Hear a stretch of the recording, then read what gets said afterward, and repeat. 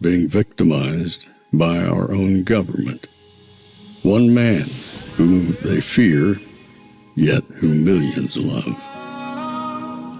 One man who is willing to take the poison arrows of lawfare. One man whose voice has been taken away by a corrupt judge operating in a corrupt system. One man who has been ridiculed and insulted. One man who refused to back down. One man who refused to back down. One man who refused to back down. One man who stands between us and them. One man that wants to see America protected again. One man who wants to see America prosper again. One man who understands that a man is a man and a woman is a woman. One man who understands and protects the blessing of life. One man who wants to restore American exceptionalism. One man who once again wants to make America that shining city on a hill for all to see. A place where all the people of the world glowingly set their eyes upon. America. One man who unashamedly wants to make America great again. That one man is Donald Trump.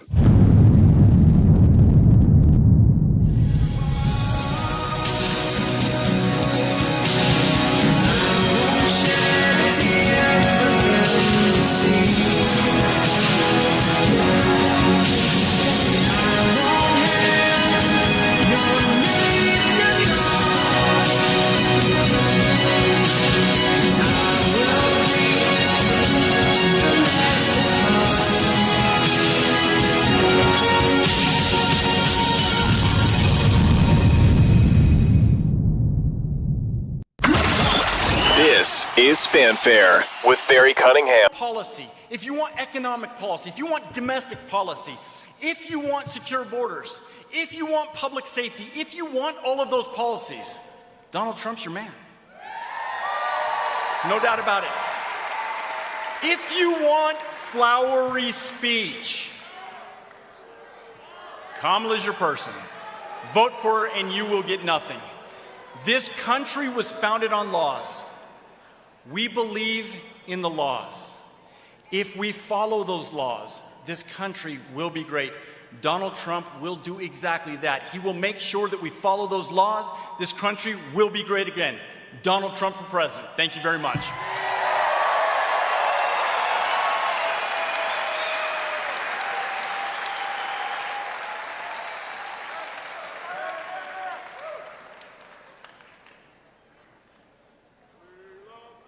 Ladies and gentlemen, please welcome to the stage from the National Border Patrol Council, Paul Perez.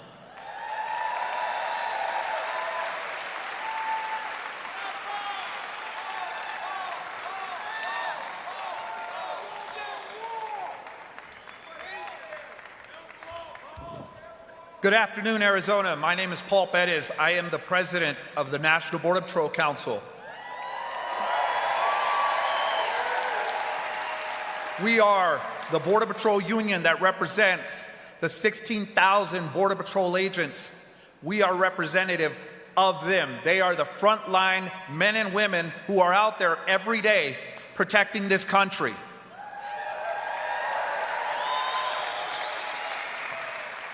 I have served for 27 years under 5 presidential administrations.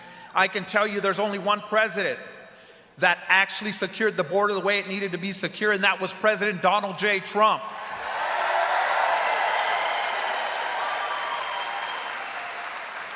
Kamala Harris has destroyed this country. She started with the border. She was the border czar.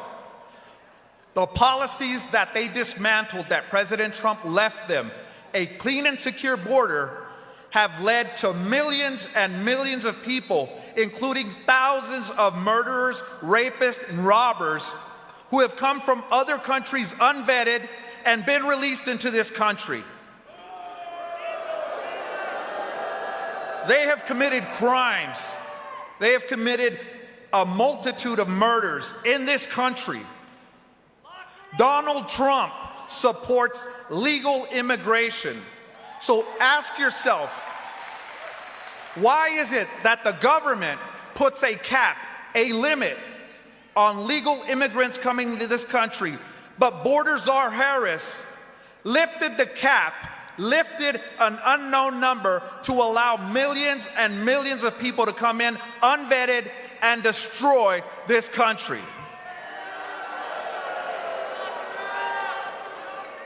They have allowed gang members, terrorists into this country. Tren de Aragua, TDA, MS-13, the Mexican drug cartels, all who have profited off of the policies of Border Czar Kamala Harris.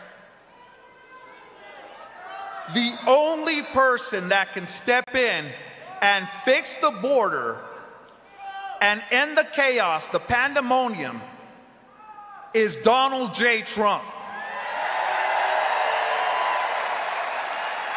This November, everybody needs to wake up that isn't already woke, but the right woke, meaning they know that the democratic policies that are seeking this country are full of crap. We need everybody to go out and support Donald J. Trump in November. In your state of Arizona, TDA is active, just like they are in Colorado, just like they are in Texas. Lock her up. Exactly, lock her up. There is only one person who can fix it. One person that will hold the criminals accountable, who will enact a mass deportation of all these millions of people that came in illegally. The illegal aliens that are destroying this country will be gone after this election because Donald J. Trump is going to remove them.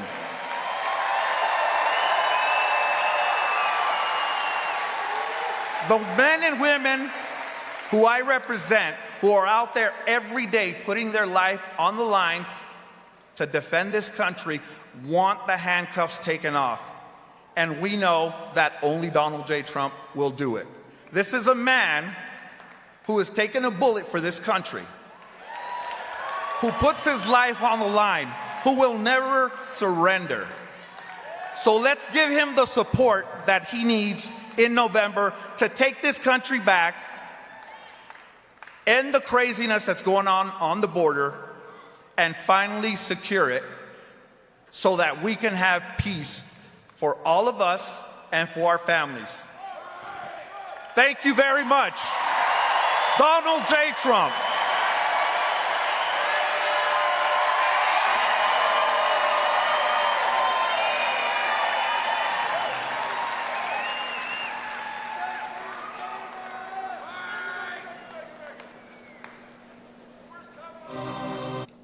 All right, everybody, how you doing? Sorry for being so late. Had some family stuff to take care of, but I'm here now. Nothing wrong. We just had so much going on. The kids wanted to go on the go-karts, and then we had to go do some shopping. But I'm here. I'm here. Hope you guys can all hear me. But thank you for waiting. Those of you who decided to wait, you're not going to miss a word that Donald Trump is going to say. And we're going to basically see who these speakers are in a obviously sold out venue and at Prescott. I think some of you guys think it's called Prescott. It's not Prescott, it's Prescott, I was told yesterday. Tell me if I'm wrong. How's you doing, everybody? Good to see everybody. Sorry I had to rush and get stuff doing. Wasn't able to get the full pre-show put together. But you know what? Instead of like rushing and trying to put something together for this show, we're going to let Trump speak. So here's what we're going to do. We're going to let Trump speak. And then after Trump speaks, then 7 o'clock tonight or so, maybe 7:30, I'll go live with a full show and we'll take it from there. So How's everybody doing here? Let me just make sure everything is set. Everything is working.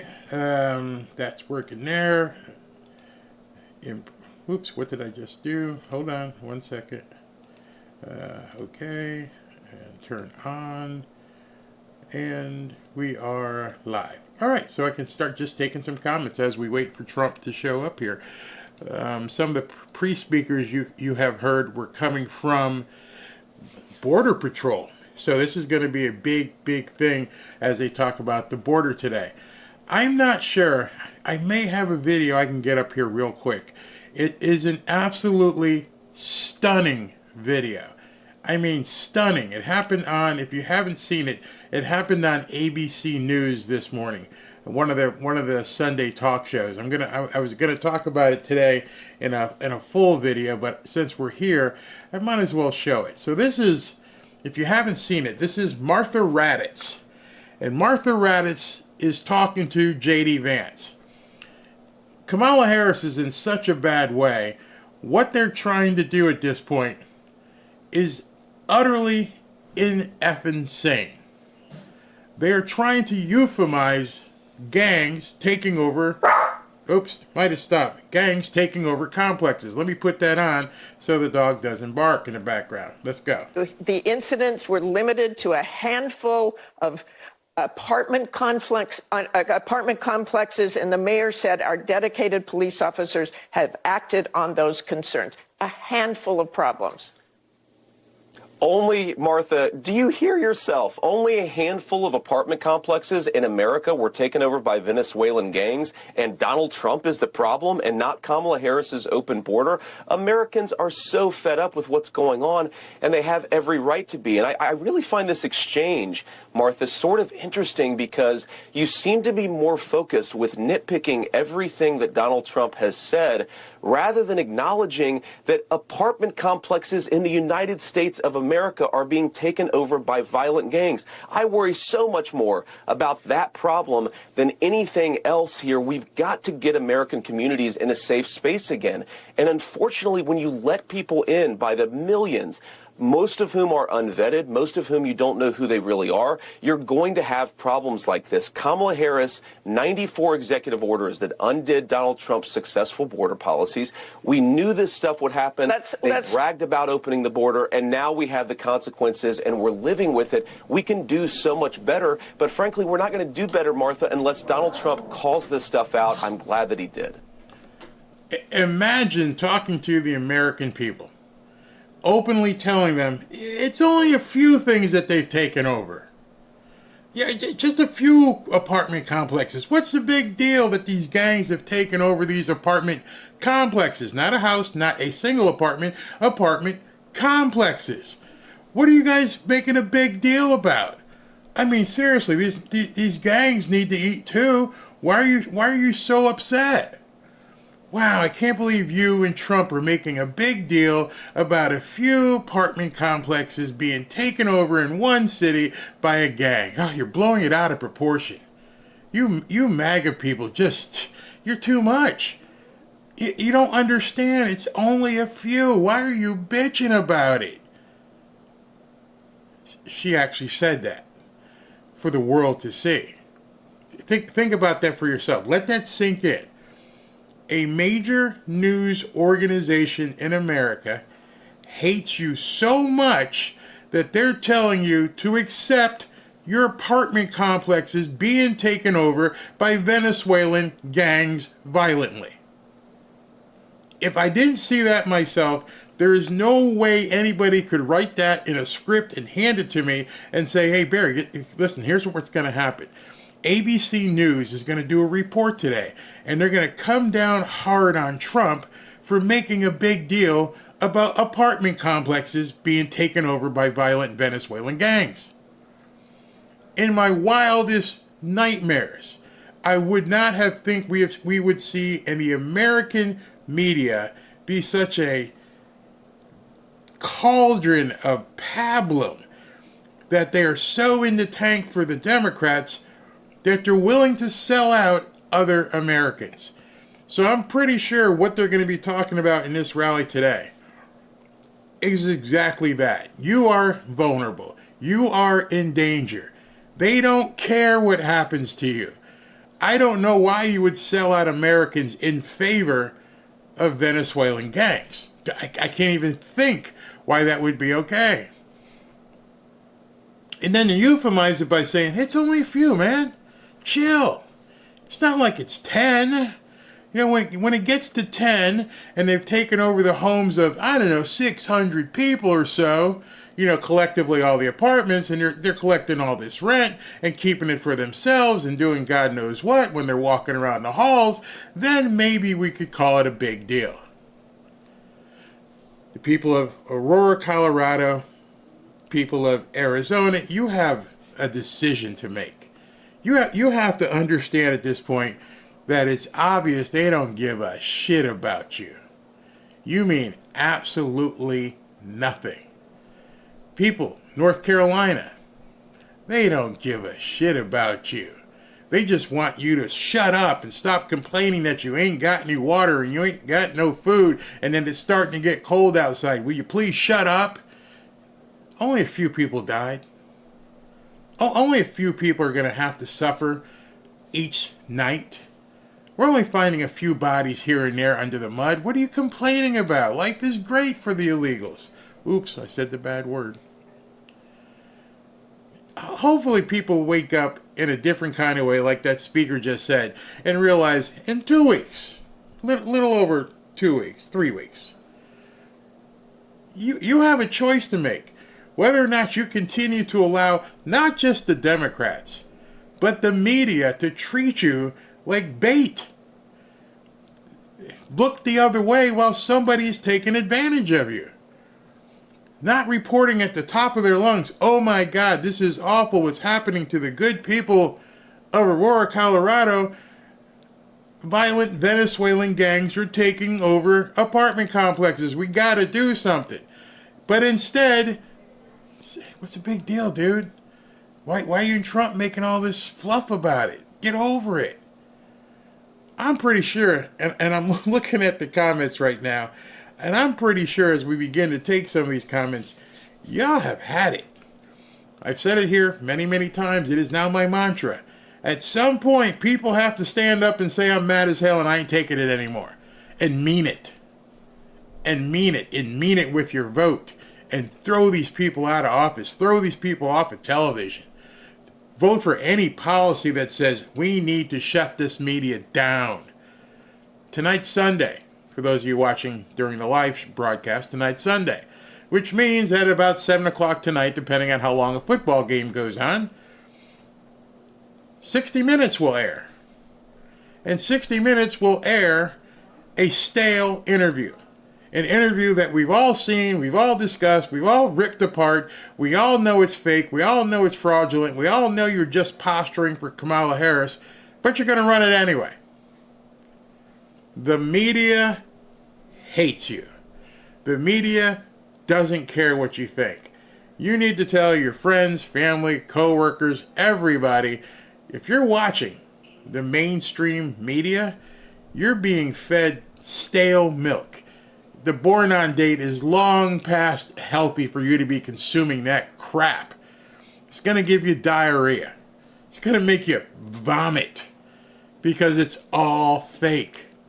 How do I know that? Because we just watched it. When you're on Twitter or /X and you see the clips a week in advance and you're like, fake, fake, fake, fake, fake. It's incredible. How many people still consume this stuff and think they're watching news? I know that Sunday shows aren't really watched a lot. There's not a huge viewership. But how many people have to watch Martha Raddatz from ABC saying, it's just a few people? They're just taking over some apartment complexes. Get over yourself. White privilege, man. You got to let these people spread their wings since we brought them in here. How many people need to hear that? How revolting was it when you heard it? Whether you heard it just now for the first time, or if you heard it when she actually broadcast it. How revolting was it for you to sit there and see some elitist media person sitting in a safe studio that you can't get in without an armed escort put the key code in, point the numbers in. You can't even walk in there. She's completely safe. I'm sure when she gets off air, she goes to her doorman guarded tower in New York. She's fine. The Tres Leches ain't coming for her yet. See, that's what the part they always forget. They think that they're fine. It's not coming here. Do you think once these people have a foothold that they're going to stop with a few apartment complexes in Aurora? How long before they realize, hey, you know what?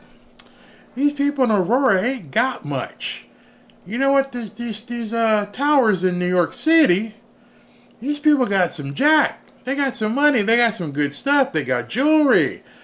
You know what? We need to take ourselves up to New York City. See if we can't take over a couple co-ops or apartment buildings up there. They always think it doesn't affect them, so they don't care. I'd like to buy the Tres Leches some airline tickets so they can go to New York and see what they can harvest up there. Have at it, boys. See what you can, make do with up there. I mean, I'm sure you're going to have to basically have some turf wars because there'll be some other people out there looking to do the same thing. But just find out what Martha Raddass's schedule is as she's walking out to her limo to head over to the studios at, ABC. And just, wait for that limo driver to fall asleep. And when Martha Raddass gets in, let her know it's just one newscaster. We're not robbing all the newscasters around the country. We're just going to take a couple. How would you feel, Martha? We're just going to take you, maybe George Slopadopoulos. Oh, we'd like to talk to Joy Reid, and maybe Rachel Maddow. That's it for now. Just a couple. Can we just take over a couple limos with some mainstream media hosts? Would you be okay with that? These people are abject frauds. They don't want your best interests guarded. They want you to be exiled. They don't care. Put the word in. I can't even think of the expletive I would insert because it's obvious if you would trivialize the taking over of apartment complexes by violent Venezuelan gangs. If you would trivialize what people who live there are going through, then obviously you're a psychopath. And you'll do anything to stay in power because you think that power is going to last if Kamala and her cohorts do what they want to. Obviously, Martha, and Joy, and some of you other people, you've never read some of these books. You've never read Karl Marx.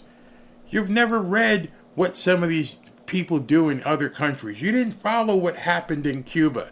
They didn't go to the doctors and lawyers and rich people and go, you're going to be okay. Don't worry about it. You and your big house and nice cars and fancy law practice, you're going to be okay once Fidel takes over. What happened in Cuba? There was no cutout. There was no, we'll leave these alone. And it's coming because eventually you will run out of other people's money. That's what will happen. And then they're coming for you, Martha, Joy, Rachel, you too, Keith Olbermann. They're coming for you. Stephen King? Oh, yeah, definitely coming for you. RuPaul? You're at the top of their list, RuPaul. They don't get it. They think they're stepping in line and doing what the Democrats want, and they don't even understand that they are promoting an ideology that ends badly for everybody. That's all I got to say on it. Well, you guys got to say. They need to be asked if they would feel the same way if they were coming and getting their houses. I bet they would make a whole different statement. Of course they would. It doesn't even cross their mind that it would happen to them. It doesn't even cross their mind.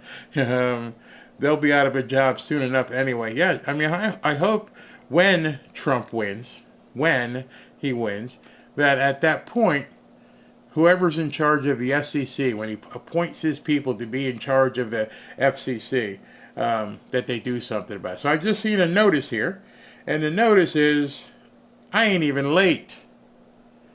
They just put up on the screen, Trump's not expected to speak till 5 p.m. So I would have had time to do the entire show, pre-show, and been ready, but this is good. But an electrical wire on your Trump sign, the sign stealing will stop. I saw that. The big question is what now? What now? The answer to that question is this man has to be elected. We have to get him elected. We have to allow him to bring in Elon, and we have to allow him to bring in Vivek Ramaswamy and Tulsi Gabbard and RFK Jr. We have to let all these people be elected and then be allowed to do what you need to do to fix this place. But it's not going to be easy. There's Democrats who are already making waves about how they're not going to certify the election, how they're not going to do that. The same people who cried about January 6th for the last 3 or 4 years are now going to be worse than anything that ever happened on January 6th. Why? Because the government's going to be involved.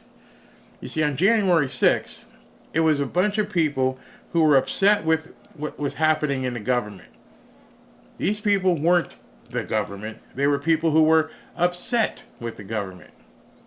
The difference right now is before you take all the orcs into account and all the 20 million people that they've got as sleeper cells throughout the country, people in the government are saying the things that they thought other people were saying on January 6th. Jamie Raskin, a sitting member of Congress, is saying, we're not going to certify it. Kamala Harris, the vice president who Trump's kicking butt over, is the person who has to certify it. Dementia Joe, he's demented. What happens when our government fails to act? I can't answer that question. It's terrifying. It's absolutely terrifying. So when you say what now, vote big and get them out. Here's a article that came out. 9 trucks with 1.5 million fraudulent ballots apiece. So roughly, you can do the math, 13 million ballots were used to do that word in the 20... By the way, you hear me saying it, right? You hear me saying that word because I can't speak freely here?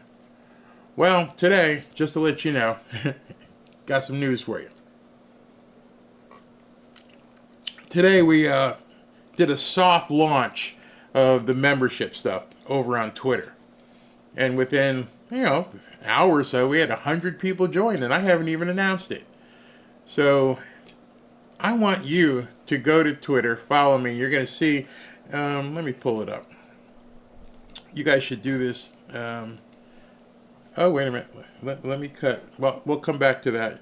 Remind me.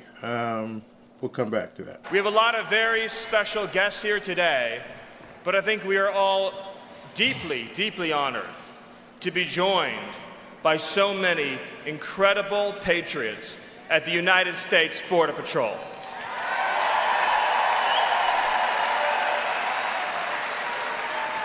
For 4 years in the White House, I had the honor working alongside from the White House with these amazing patriots at Border Patrol who executed President Trump's agenda to seal the border shut, keep the illegals out, and keep America safe.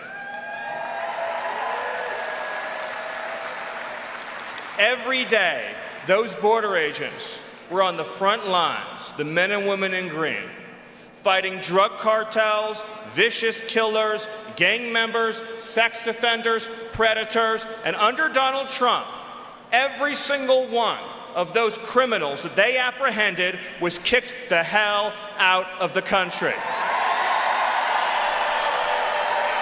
Thousands of lives were saved by those border agents implementing Donald Trump's agenda.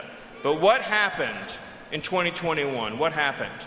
Kamala Harris eradicated every single Trump border policy that sealed the border shut.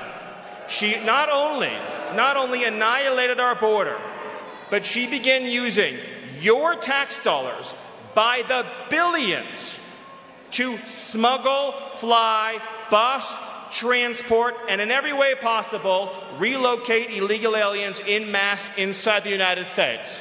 This wasn't just a case of not policing the border, of not protecting the border, of not defending the border. This was a case of using the federal government to sponsor, orchestrate, and direct the invasion. They would take illegal aliens and they would load them up into buses and move them into your communities. A government-sponsored invasion. And now, as a result of that invasion, thousands of Americans have been brutally attacked. Thousands of Americans have been viciously murdered. Thousands of mothers and fathers have lost their children. What kind of human being, what kind of person would do this to their own country and their fellow citizens? What kind of person would resettle millions of fighting-age men from 150 countries, unvetted, into our cities, knowing with a certainty that they will rape, and they will murder, and they will kill innocents? We know the names of the victims. We know who Laken Riley is. We know who Rachel Morin is. We know who Jocelyn Nungary is. Amazing, beautiful souls murdered by illegal aliens that Kamala Harris let into this country.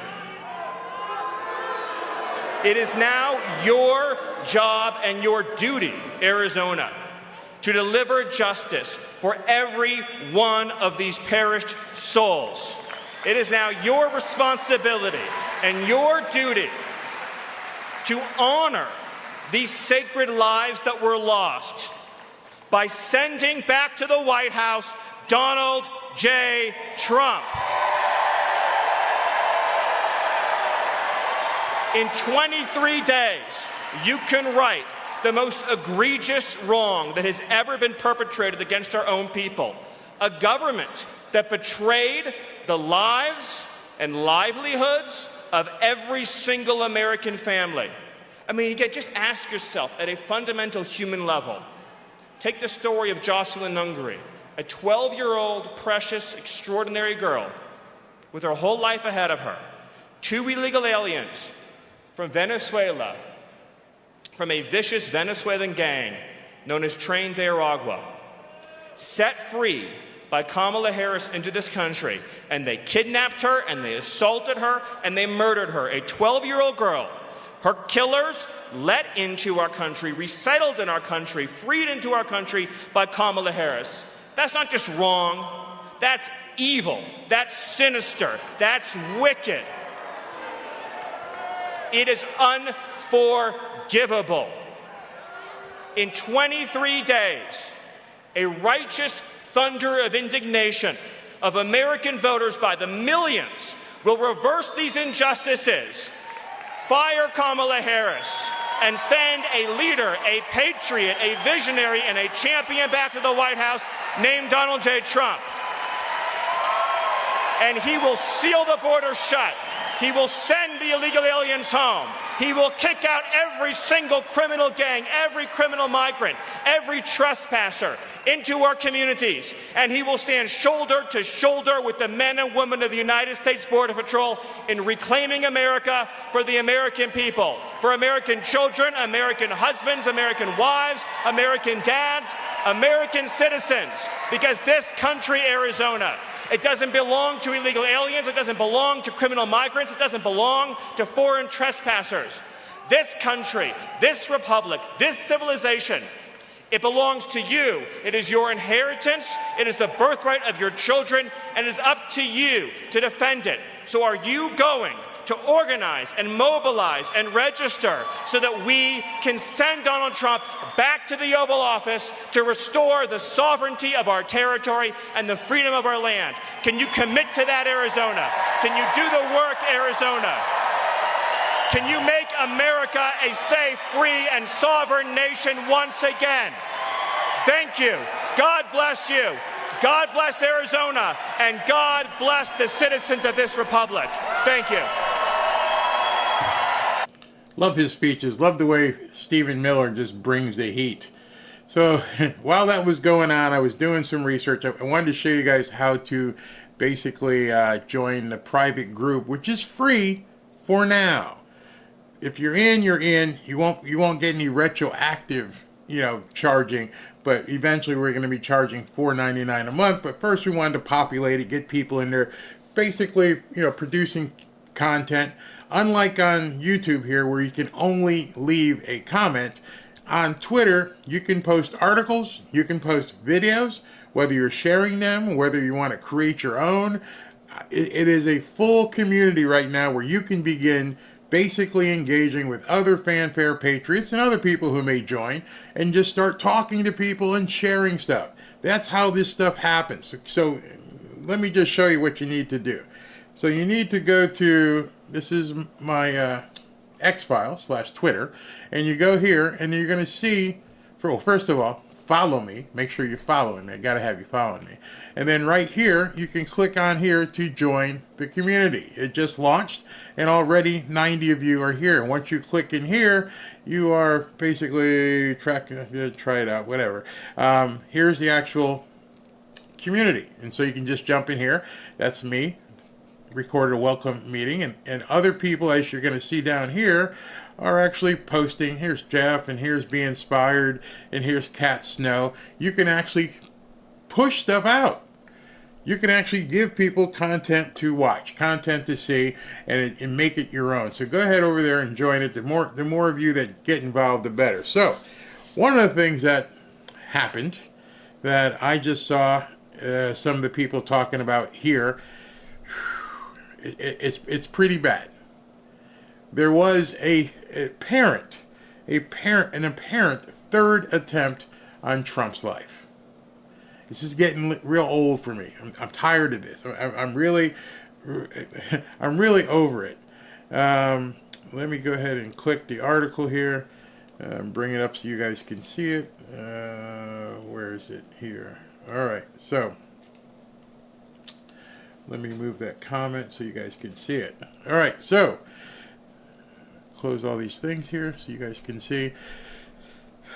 Armed man, and this is breaking. Armed man arrested outside Trump's Coachella rally, and sheriff says it was a possible third assassination attempt.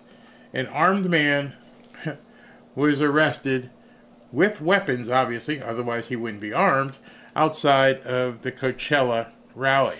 This was posted, as you can see. It just came out October 13th, which is today, at 4:31, which is 3 minutes ago.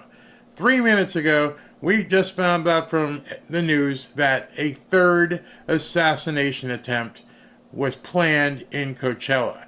Local cops arrested an armed man outside Donald Trump's Coachella Valley rally on Saturday, and the local sheriff said it may have been a third assassination attempt against the former president. A third assassination attempt on former President Trump was thwarted at the last minute when local cops stopped a man armed with guns and fake passes outside his rally at Coachella.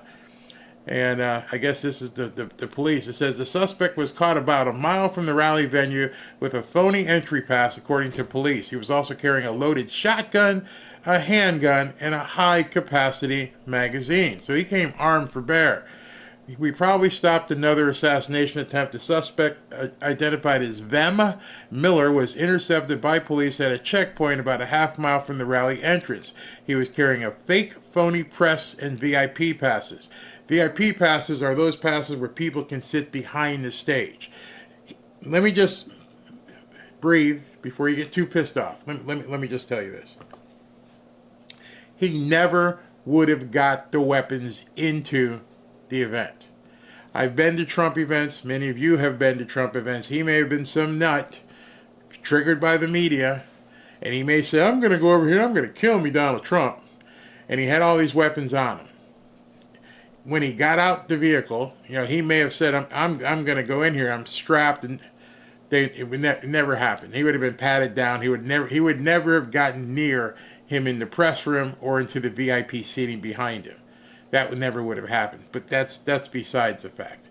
And there's no trees that he could have. It was in the middle of the desert. Miller is believed to be a member of a right-wing anti-government organization, according to Bianco, and was plotting to take out Trump. Right-wing, huh? That's what you want to call it? Okay.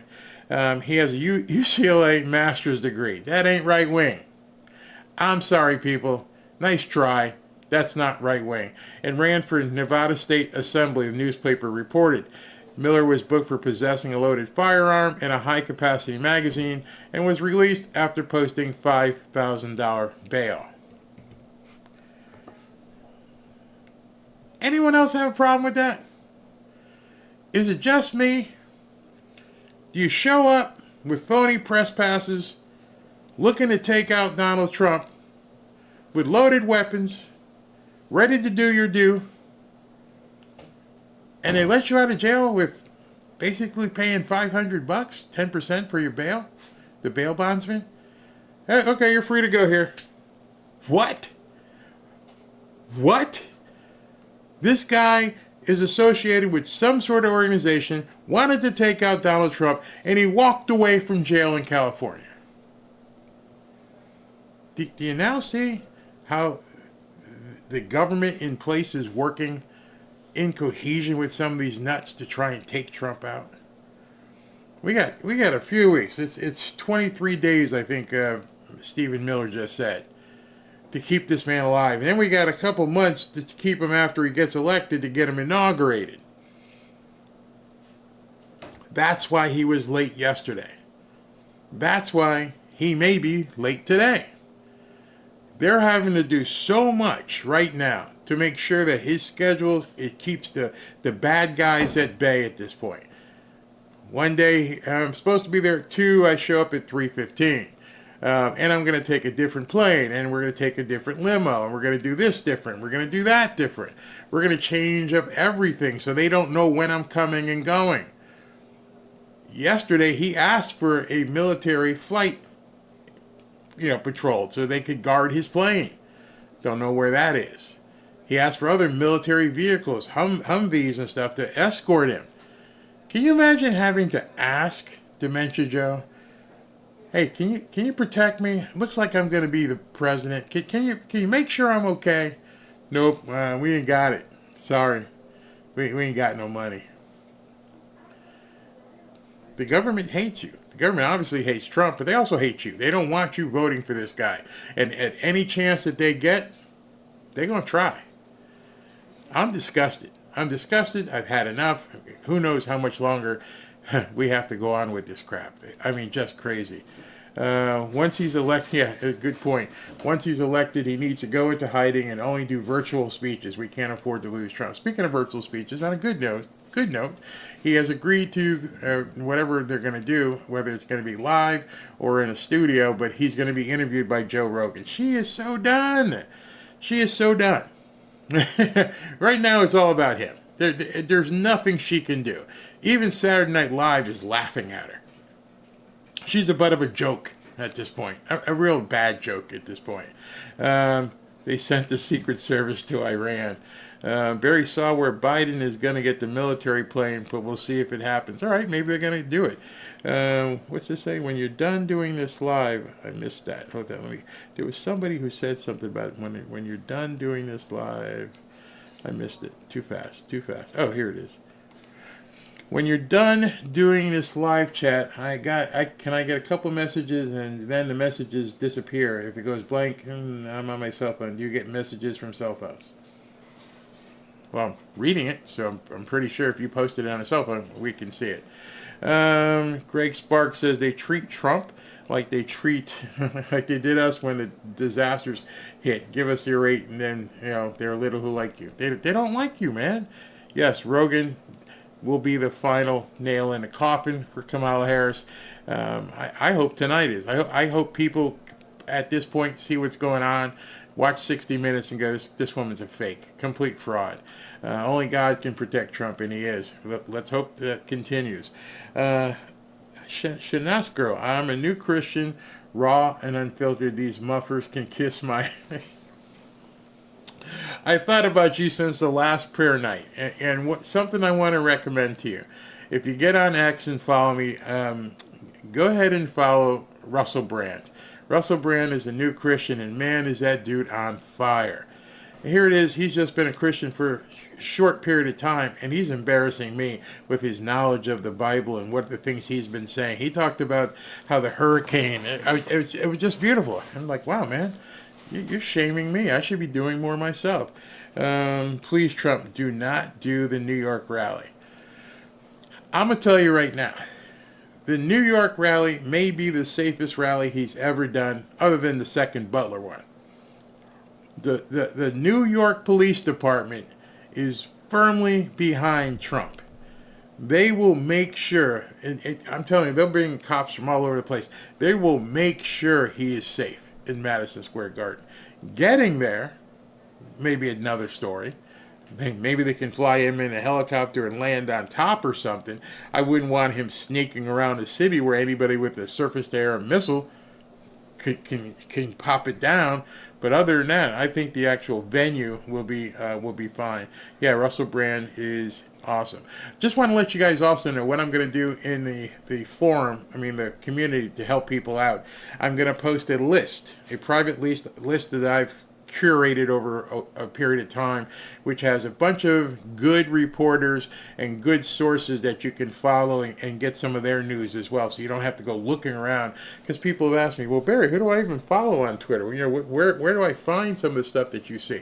I'm gonna show you what to do that. Trump or nothing at this point. Yeah, absolutely. Yeah, if they're all not out of a job, the Garden will be like Fort Knox. I firmly believe that. I believe that the Madison Square Garden will be the safest place on earth that night. Also, you have to think about this. Even though Kathy Hochul's a twit, I'm wondering what kind of back-channel conversations are happening with Eric Adams and Trump, because Eric Adams was attacked by the Biden-Harris administration as well. So we don't know what kind of blood's going on there. And we don't know what may happen in the next couple days, next couple weeks. There are people out there saying that the New York Appellate Court has thrown out Letitia James's case. That's not true. That is not true whatsoever. Do not believe people who are saying that. I wouldn't even follow people if they start posting stuff that it got thrown out. It's not true. What's true is, during the hearing about it, the judges looked like they were pissed off that the prosecution even did what they did, and they asked some really pointed questions that led people to believe that that it may be coming. So, with that regard, if that drops before his Madison Square Garden rally, which is on October 27th, in just about 14 days, 2 weeks from today, we could see some huge fireworks. I still want to get the message to him. So Trump people, Alina Habba, any of you people, go ahead and make this like New Year's Eve. Do the big ball drop. Make sure on every screen in Times Square, Trump's speech is being, played. Get 100,000 people, 200, 300,000 people downtown, right in Times Square. Make it safe. Oof, I would love it. Would absolutely love it. They probably, somebody said they've probably already started the sweep of the Garden. That's what I say, Barry. Do that. Absolutely. Trump or America is over as we know it. They're actually rooting for that. Sad, but it's true. They're actually rooting for that. Let's see here. Pray for Trump, Vance. God bless them. Absolutely. It's crazy what this. Martha Raddatz and what she said today was just too much. Megyn Kelly said, "Hey, Yaz, what do you mean?" Megyn Kelly, said what is? I'm not really sure what you were talking. She wants to run for mayor. Okay. Hochul is just as bad as Cuomo. Yeah, I believe that. Eric Adams needs to get on board the Trump train. I believe so too. So we're at 4:46. They have posted that Trump should be up and ready to go at 5 p.m. What is this story? Where'd that go? What is this story about Tim Walz? All right, so obviously we can't discuss that here. But tonight I'm going to drop a video about Mr. Tim Walz. Let's talk about Tampon Timmy and the allegations against him. I went through it a lot last night.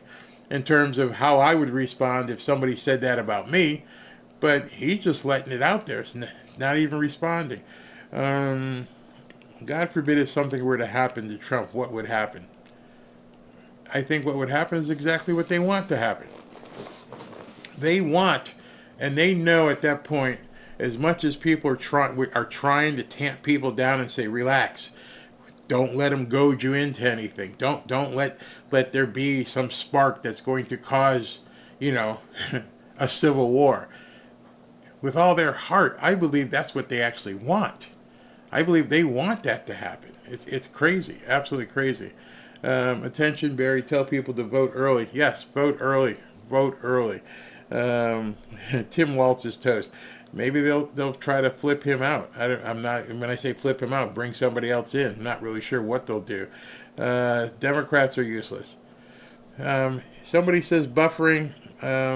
Looks okay. Let me check. Make sure I see fine on my end.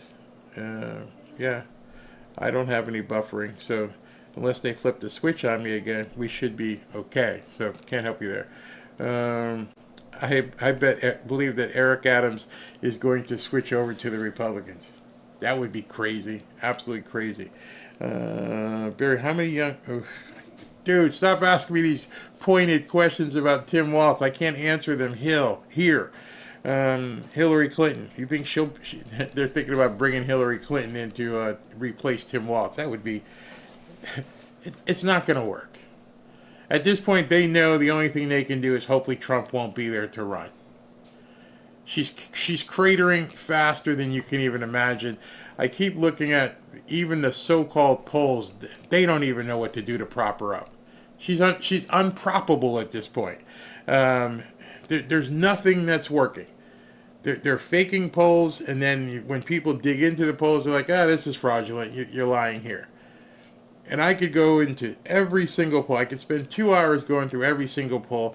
But there's two things that have not changed, and they're rooted in mathematics. And those two things are, you cannot make up that much of a drop of the black vote, and you cannot make up a drop of that much of the Hispanic vote.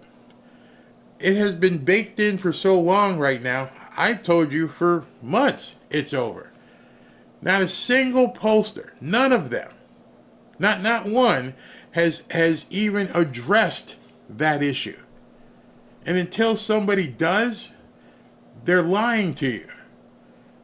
And maybe I should just do a recap on that and say, Barry, why do you feel so strongly about it? Maybe I should do a recap show on that and show you historically how much of the black vote the Democrats are used to garnering. What is the usual take that the Democrats get from the black vote? What is the usual take that the Democrats get from the Hispanics? And if you look at those numbers historically versus where they are now, anyone who went through sophomore math will look at it and go, yeah, you can't make this up. You're done. And so and how do you know that's really true, what I'm saying? What did Barack Obama himself try to do the other night, which backfired? He tried to shame black men into voting for Kamala Harris because she's somewhat black. So you can tell your friends, you can tell your family, you can tell your coworkers, you can tell people you don't like, hey, explain how they're going to overcome this black vote trend. Let them go into conniptions and mental gymnastics and tell you. Forget all your polls. I got two questions for you. How do you overcome the difference in the black vote and Hispanic vote? That's it. That's all. Just go ahead and ask me that. Answer that. Because until you can confront that, I don't care what you're saying about the women, and I don't care what you're saying about the people who like, baby removal, and I don't care about the white dudes for Harris. What about the black men for Harris? What about the Spanish men for Harris? Can you do those numbers for me? Can you break those out? Let me see what they look like. Go look around. Go see how many people are actually talking about that. And that's going to tell you why Barry has felt so confident. Nobody has been able to rebut that as I'm saying it. To me, it's very simple. And if I have to do a show to show it to you, I don't care about Polymarket. I don't care about RCP. I don't care about the New York Times and Siena and Morning Consult. I don't care. I have 2 pieces of data that show me she cannot win. Prove me that these 2 pieces of data, that she can even overcome that. Because as it is right now, she cannot win. So tell me how she's going to regain those, just in those 2 pieces. I have just 2 questions. I am a simple voter, a simple prognosticator, a simple person looking at this election. It is very easy. How is she going to make up that gap in the black males, or black total, in less than 3 weeks? And I'll wait for your answer. And then I'm going to ask you the same thing about the Hispanics. Don't show me any polls. Well, she's leading in this poll, and they say she's neck and neck. I don't care. Those polls are lying to you. Go down the methodology and see where they address the black vote, and then how they try to fix it. And then go back to 2020, go back to 2016, go back to 2012, and go back to 2008. And just look at the history of the black vote. It may seem like I'm beating a dead horse, which would really upset Tim Walz, but I'm trying to tell you why I feel so confident, and why you can feel so confident until somebody can show you mathematically, not ideologically. I don't need to know anything ideologically. I don't care what you think. Show me the data. I'm a numbers guy. Numbers don't lie. I used to use that hashtag. Hashtag numbers don't lie. Show me how you're going to fix this. Dems write in, say they are very good cheaters and their polls will justify their win. Not if they show that. That's why you guys need to start talking about it. There should be a hashtag. Kamala can't win blacks. Well, she's going to win. Kamala doesn't have enough blacks or something. Say something like that. We're absolutely right, Mr. Cunningham. There's no way that the American people are that stupid. No. I mean, people are getting the wolves pulled over their eyes, but that fact remains if you just lift up the veil and say, hey, you back there, can you show me how she's going to, fix this black voter thing? No, ain't going to happen. Let's see. Foreigners are getting, stress is getting to Obama. Whew, how bad did he look? How bad did he look out there? It was crazy. Kamala's dead in the water. Absolutely. I'm convinced you're going to cheat. That's how. I mean, they're going to try, but again, go back to your math. The reason why they were able to do what they did in 2020 because it caught people by surprise. This time, people are looking. If there's only 1,000 people in the district, don't show up with 2,000 votes. It ain't going to work. So when you see these things like people like Scott Pressler putting out, and they're talking about, there's only so many registered voters in a district. And there's, 5,000 Republicans and 2,500 Democrats because Democrats aren't registering. And so there's 7,500 total. That means there's only 7,500 people that can vote. Not the truckloads that you brought in last time. Now we know there's only this many. What are you going to do? Barry, if it's just voting, she can't win except the fix is in. I understand that. You're not listening to what I'm saying. If there's not enough votes to fix, and this is why Trump keeps saying the methodology behind his mindset is make it too big to rig, is because of what I'm telling you right now. If there are only 1,000 people in a district, that's it. There's 1,000. That's the maximum amount of votes. Unless they can figure out a way to make it 1,000 to 0 in that district, which, they may do some funky stuff there. But if there are only 1,000 people that are going to vote in this district, you cannot have 2,000 votes. So all these people that they brought in, they would have to have the registrations to match that number. You see, if they brought in 30,000 people in Springfield, Ohio, and these 30,000 people, which are here now but weren't registered, and there are only 50,000 people in the entirety of the city, You can't have 80,000 votes. That's what I'm trying to try and show you, that difference there. She's not black. Check. Yeah, I watched the Candace Owens thing. Real Dog just posted that caught on camera. Tim Walz almost. If you haven't seen that, we can talk about that. They wanted to send Tim Walz out there on a masculinity thing. Show Tim Walz as an everyday guy. He's the guy. He's the man. We can get him out there. And so he goes out there looking like Elmer Fudd, and almost shoots himself because he didn't know how to load a shotgun. So there goes that whole persona. We all knew that, though, because we saw the jazz hands. We knew that guy wasn't loading crap. You do understand she is the one who has to certify the vote. They are crooked as F. Yeah, but you can't. We all know they will try, but there's a certain amount of things you can't do. You just can't arbitrarily do it. Trust me, and I know they're going to try everything they can. They're going to go to court. They're going to do everything they can. We may not know who even wins the election. Well, actually, we will know who wins it. We won't know what they're going to do officially for weeks. But this time, I believe it's not going to prevail. And I just feel that way because I'm seeing some of the stuff that's beginning to happen. Barry's right. He won't even get 270 electorals to qualify.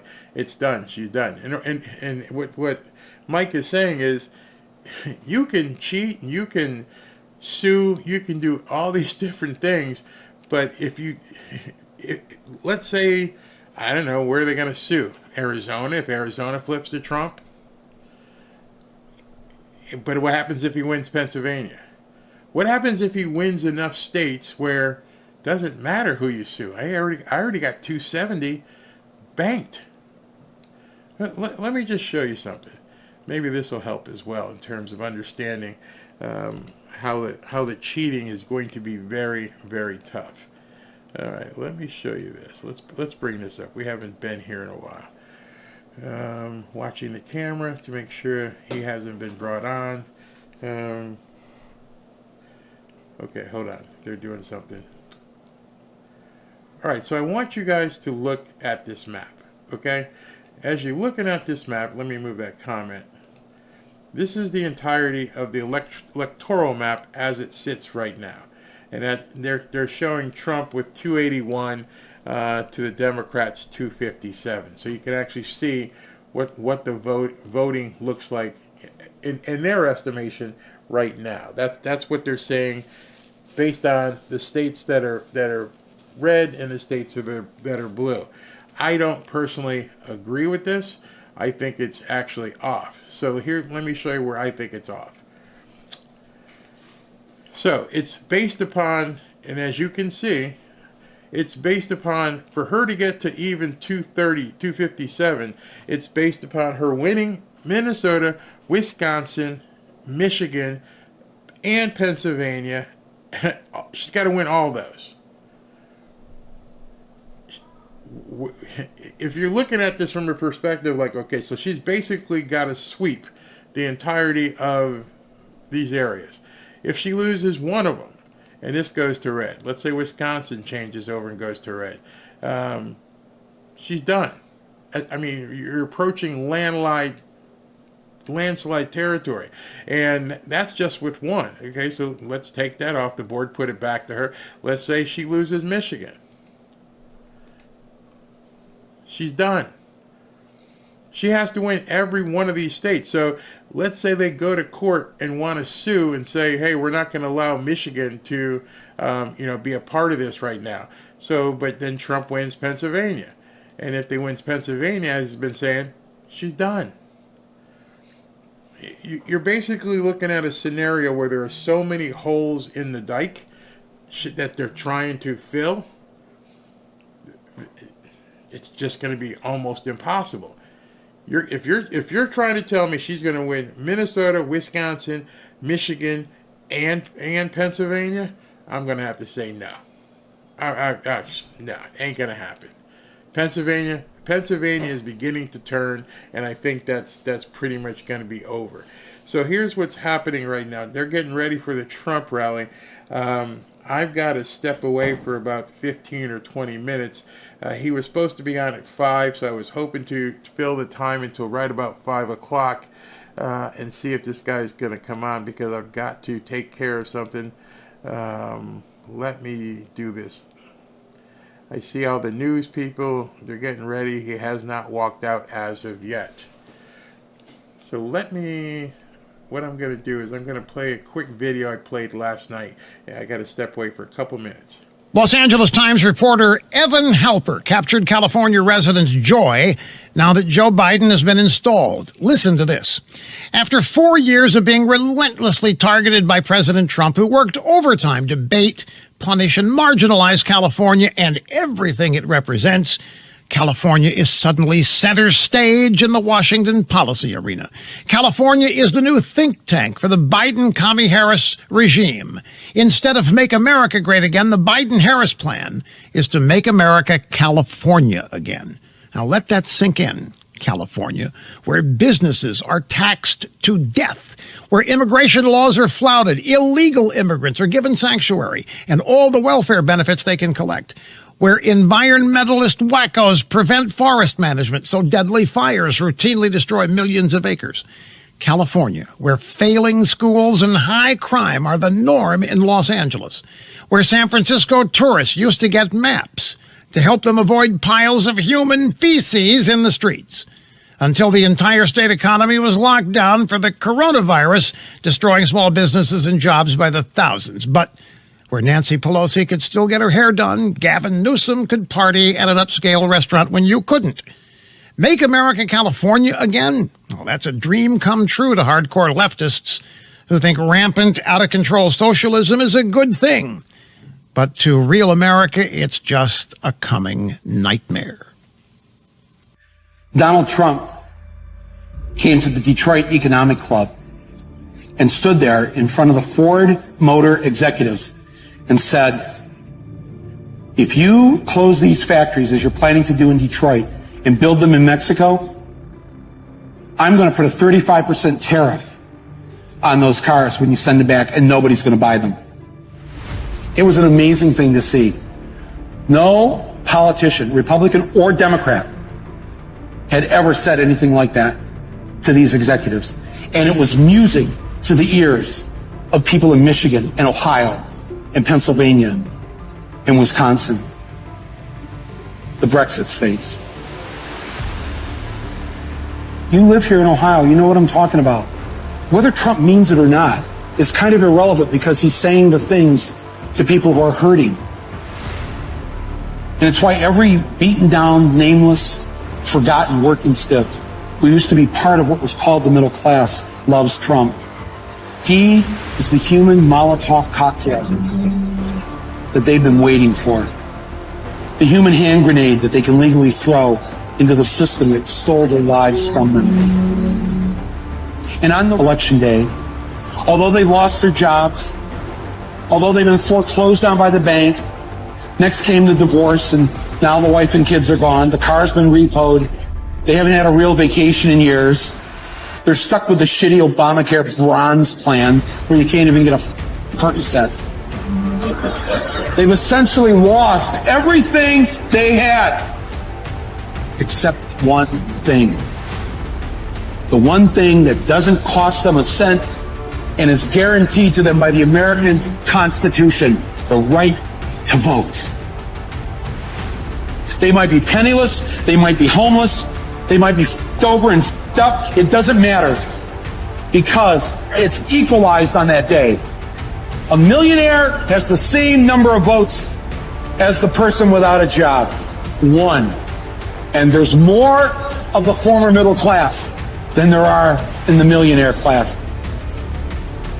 The dispossessed will walk into the voting booth, be handed a ballot, close the curtain, and take that lever, or felt pen or touchscreen, and put a big X in the box by the name of the man who has threatened to upend and overturn the very system that has ruined their lives. Donald J. Trump.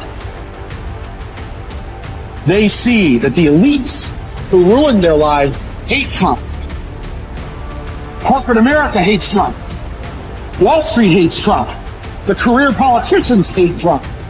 The media hates Trump after they loved him and created him, and now hate him. Thank you, media.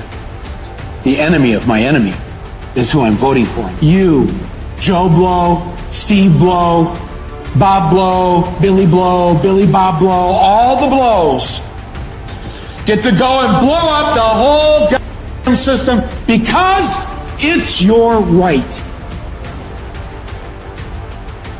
Trump's election is going to be the biggest f*** you ever recorded in human history. And it will feel good. Rain or shine, I will be voting for Donald Trump on election day. Tornadoes, hurricane, I don't give a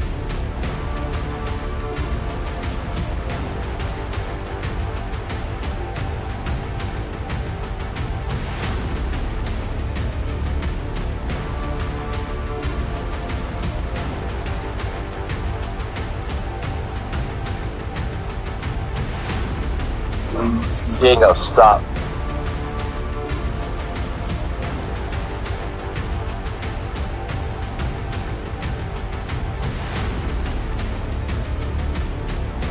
And if there's a tornado dropping in the background, I don't give a shit.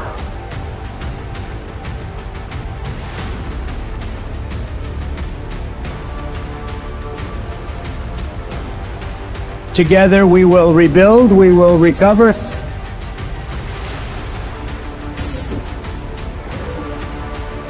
Please keep your faith, hold strong, and look out for one another. We will come back stronger, bigger, better than ever before. I'm walking to my polling place. I'm gonna cast my damn vote. Let's go.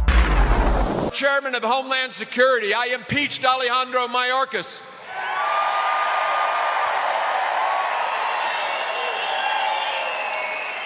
He has tied, and Kamala Harris, who President Biden appointed to be the border czar, no matter what the media says, he gave her that job. How's she doing, Arizona? 12 million immigrants, 2 million unknown people, and we know they came in, but we don't know who they are. Hundreds of thousands dead to fentanyl. Thousands of children lost. Story after story of rape and murder. Again, I ask you, how's Kamala Harris doing on the border, Arizona? Donald J. Trump secured our border. Migrant protection protocols remain in Mexico. 500 miles of border wall. Well, there's about 1,500 miles left to go. We need this man back as President of the United States. Nobody. This president loves this country more than he loves his life. I give you the former and the next President of the United States, Donald J. Trump.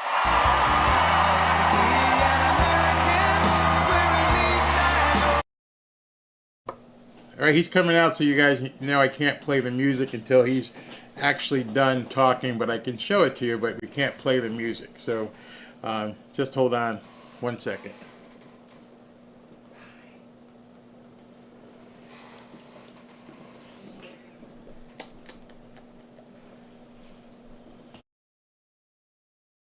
Your sound's not dead.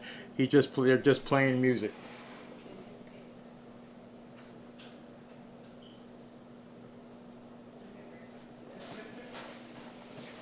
As I've mentioned many a times, if I play the music, I get dinged by YouTube. So just hold on a second. He's coming, and we will show you. Won't miss a single word of what he has to say.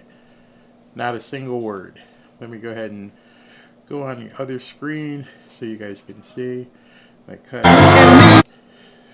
There I am. I'm here. Just got to make sure I wait until he actually gets to the stage. Once he gets on stage, we will go full screen without the music and hear him talk to the people of Prescott, Arizona, which I'm sure he will be talking about immigration. I doubt he's going to be saying much about the third assassination attempt. Security, he doesn't want to talk about that. That's not what's important. What's important is that this man gets elected, is able to do what he needs to do, fix America. And I can see by the look on his face, he knows this is in the bag. He's going to win this, guys. He is going to win this. There's nothing she can do. Nothing she can do. There's things other people can do, but we just got to pray protection over this man so that he gets into the office. So the music is playing. As soon as he walks up to the mic, I will then click the button and you will hear Donald Trump speak to the people. It should be moments now. You'll see him as he walks out. That's my Chihuahua you hear grunting in the background. Right, Minus? Yeah, I'm grunting. He's playing on a Sunday afternoon. We just had the family here. Okay, it looks like he's just about ready. And then I can go to the full screen and we can let this man make his talk. All right, here we go. Thank you.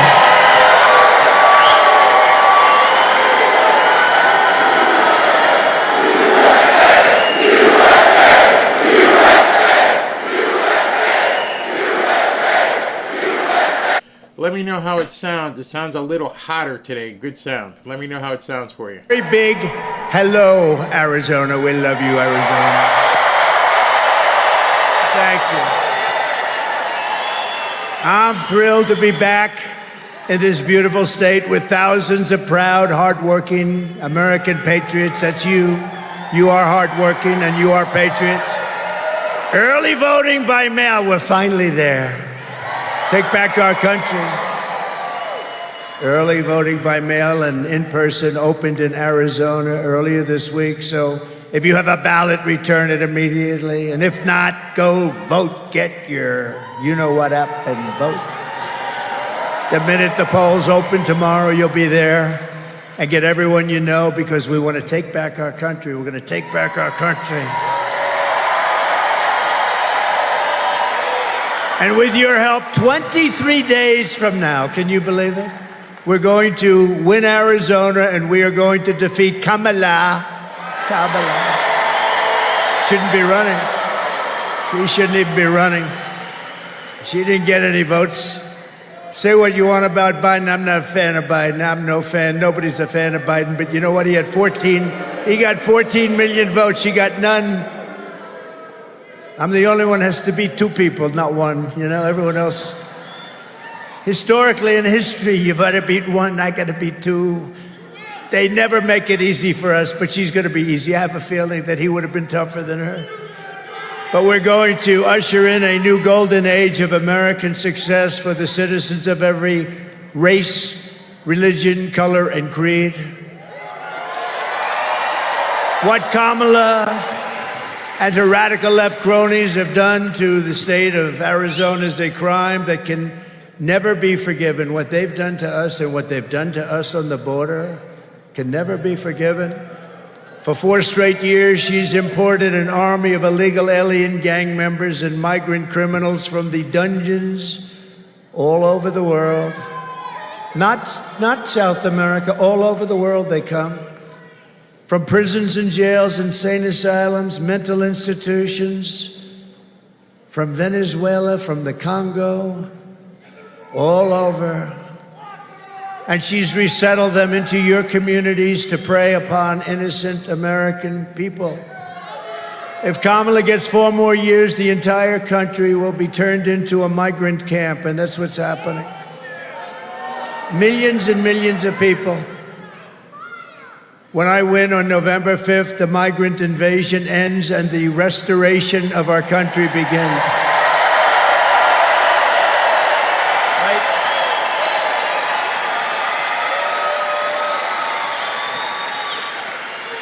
One of the deadliest and most vicious migrant gangs that Kamala has imported into our country is the savage Venezuelan prison gang known as Tren de Aragua.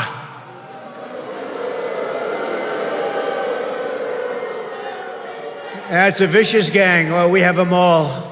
We have them all. They're all represented now. MS-13, vicious. They're all vicious. We'll have a contest. Who's the most vicious? We'll figure it out. Because they're all in our country now. People we never had in our country like this. Remember when she went around saying, no, the migrants that come in are very nice people. No, they're not nice people. No, we're not getting the nice ones.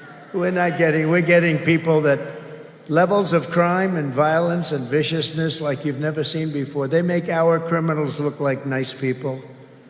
They look like nice people. These people know it better than anybody. Border Patrol. Border Patrol. They're the greatest people. The best people. And they want to do their job. They don't want to be held back. They want to do their job. They'll do it. They'll end it immediately. All we have to say is, do it, right? Do it. One call. Do it.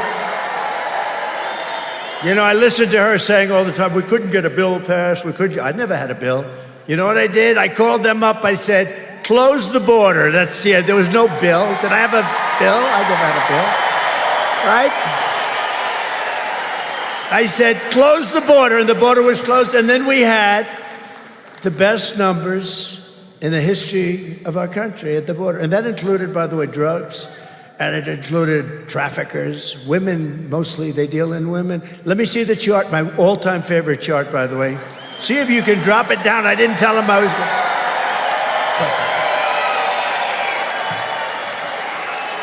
Perfect. See, that location would not have worked. You understand that? I would have turned too far. When it was over there, it was perfect. But you see the arrow on the bottom?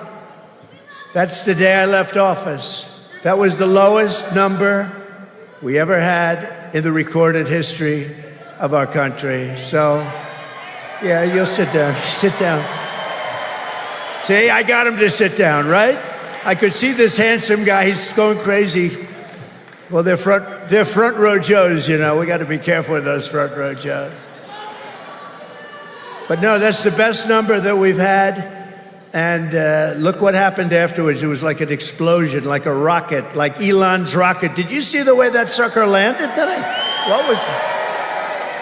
I looked at it and I said, oh, that's too bad. Oh, that's too bad. It's coming down so fast. I said, oh, because he's our friend. We want our friends to be successful, and he's really been our friend, right? So Elon's rocket's coming down. And I saw where the engines came down. That was our first. A couple of years ago, I saw engines come down. I said, that was great. I said, why do you do that? He said, engines are very expensive. We can save them with certain formulas. He's given me these formulas. I'm saying, forget it. You don't have to be that specific. And now the whole thing landed. I never saw anything like it. And it's been through a lot. You know, you look at it. It was a beautiful, white, shiny thing. Now it's burned to a crisp, but they landed. It needs only a new paint job. That's a lot cheaper than building a new one, right? But that was coming down. I looked at it this morning. I said, look at that. Oh, no. That's terrible because it was coming down so fast, and all of a sudden, boom, and it's like got this much on each side. We're going to have to get Elon to explain that, but another time. First, we have to get elected, right? Okay? But he's on our side. He's on our side. You know where he is today? He's in Pennsylvania campaigning for us. Not me, for us. Can you believe it? And he's a great guy. He endorsed us. That was a great endorsement. We had Bobby Kennedy. We have so many great endorsements. Tulsi, great. Tulsi Gabbard. We have so many endorsements. We have endorsements. I could stand here and read them all night long. You know, we had endorsements, the 300 biggest people, plus biggest people in the administration, national security people. Robert O'Brien is the one that I think really led the charge. Robert's around here someplace. But he had 300 plus, the biggest people in government, even from other administrations. They said Trump's the greatest president, Trump's the greatest for security, which is true. Which is true. And I said, this is a big story. Wow, this is a great story. I love it. And they put it out, And the fake news didn't pick it up. They don't. If we have one sleazebag against because I fired him, you know, the only ones, they always go, whenever you fire somebody, they always go against you. But one sleazebag because I fired him, they make it front page news. When I get 319 of the top people in the country, in the world, some of these people, some names in there you wouldn't even believe. I mean, I don't want to get personal, but there were some names in there you would be surprised at, frankly, because I had my little spats. But I appreciate it. No, it showed that there's a certain love of a country when they do that. I really mean it. And Robert, I want to thank you and Rick Grinnell and all the people, because that was beautiful. But when I saw that list of the best names, the biggest names in national security and security generally and law enforcement, I said, this is a big story. Well, that's great. And I looked up the next day, I looked at the newspaper. Didn't make page one. This, 2, 3, 4. It never made the newspaper. But that's the way they treat us. And we're leading in the polls. How come you're leading in the polls and you can't? How the hell does that work? How does that work?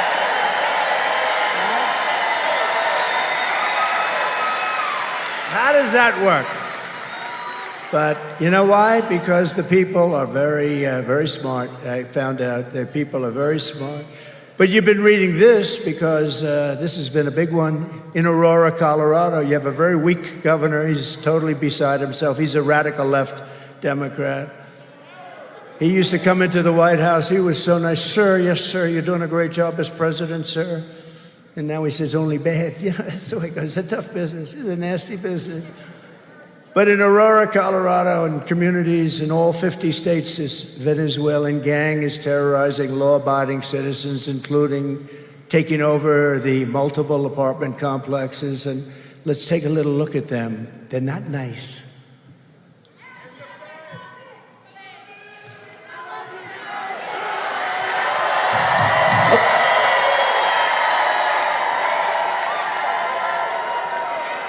You see, that's the video shows a group of men walking up a stairwell at the Edge Lowry apartment complex in Aurora. They all then gather around a door and go in.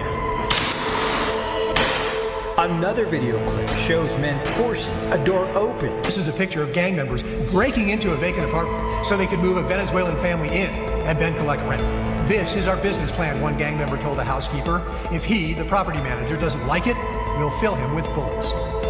Region say a Venezuelan gang known as Tren de Aragua has victimized thousands through extortion, drug and human trafficking, kidnapping, and murder. Alvaro Boza, a former Venezuelan police officer now living in Florida, says he fled his country in large part because the gang had become so powerful they could kill law enforcement like him with impunity. Boza says a fellow police officer who refused to cooperate with the gang was shot 50 times. Now, U.S. law enforcement, including Customs and Border Protection and the FBI, say the gang has made their way into the country. They have followed the migration paths across South America to other countries and have set up criminal groups throughout South America as they follow those paths. We tried reaching out to the resources, but they told us since it wasn't actually a condemned building, we would have to wait until that was the issue, but we didn't want to wait for that. We went out to some of Chicago's most violent neighborhoods to meet with current and former gang members who tell us that TDA first showed up when the city opened up migrant shelters in these areas, and that now the Venezuelans are trying to move in. The city nonprofits have lined up to help the migrants that have come here, but nobody is helping the American citizens, the residents that are trapped. They told us that they really couldn't do anything unless something happened. It is not by any means an isolated occurrence, unfortunately. I called 911, no help comes from me. No help. We were on our own and we were left to die. As far as local law enforcement, I believe at this point that this is far beyond any one local law enforcement agency taking this on, and we need our state and federal partners to step in at this point. Is this something that you need to take more seriously?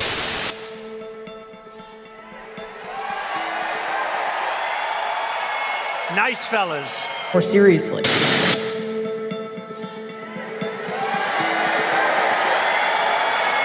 Nice fellas. No, they're in the real estate business. They take over apartments. I do too. I use financing. They use guns. Big guns, like better than our military has. Where do they get those guns?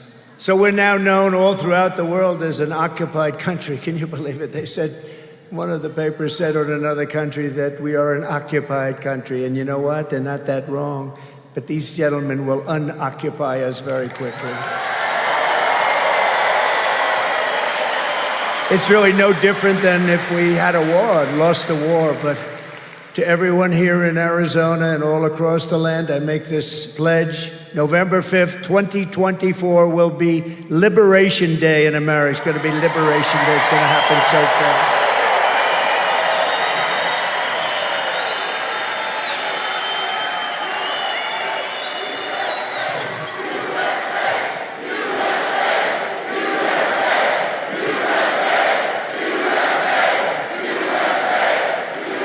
Thank you very much.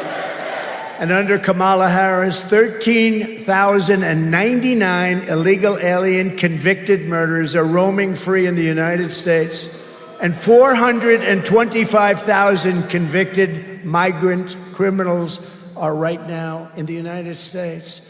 But of them, think of this, of them, 13,099 are murderers, some of many murders, some scheduled for the life they were going to die very shortly. And they said, let's just give them to the United States. What the hell do we have to do the death sentence for? And they're in our country right now. And these are very tough, very dangerous people. They were there for a reason. But think of it, many of them committed more than one murder, and we have them now because we're stupid. We have stupid leaders, and we're getting rid of these stupid leaders. We can't have another 4 years where we have stupid, incompetent leaders. So I will rescue Arizona and every town across America that has been invaded and conquered. They've been conquered. They're conquering the towns. And you know, our governors and our mayors and you know, a lot of people can't blame them. I can't blame them. They don't want to bring it up.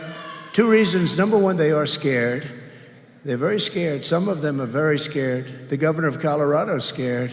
Radical left Democrat. If he was a Republican, I wouldn't say that. Even if he was scared, I wouldn't say. No, but he's got a right to be, in all fairness. But you know where they are? All the towns across America, they fly them in now. They fly them in beautiful big Boeing planes. They fly them in. They land in the Midwest. They land all over the place. So it's not just here. They fly them right over the top of the border. They tried to get away with one. 3 months ago, they were getting killed in the polls. So Kamala, I don't use the name Harris because nobody knows who Harris is. I say Harris. Everyone said, who the hell is Harris? I don't know what it is with that name, but it doesn't catch on. Can you believe Kamala catches on better than Harris? Who would believe this? But Kamala was flying them in, and she didn't want to tell anybody. She wanted to keep it secret, but we saw planes all over the place. They're flying them in by the hundreds of thousands, and they don't have to report that. They don't have to report it. These people are sick, and we're going to stop it. We'll put these vicious and bloodthirsty, and that's what they are. They're bloodthirsty criminals. We'll put them in jail. We will get them out of our country. We'll get them out fast. In Texas last year, an illegal alien released into the United States by Kamala was charged for sexually assaulting, strangling, and murdering a 12-year-old girl. You read that one. That was one of many, one of many. There's so many now. Before stuffing her body in a trash bag and leaving it under her bed for her mother to find. Can you believe this? Under her bed for her mother to find. Last September, these are animals. Last September, an illegal alien criminal with 9 prior deportations and many prior arrests shot and killed a man in his pickup truck before repeatedly firing at police officers and leading them on a car chase during which he shot and wounded an officer and very, very seriously wounded other people in the chase.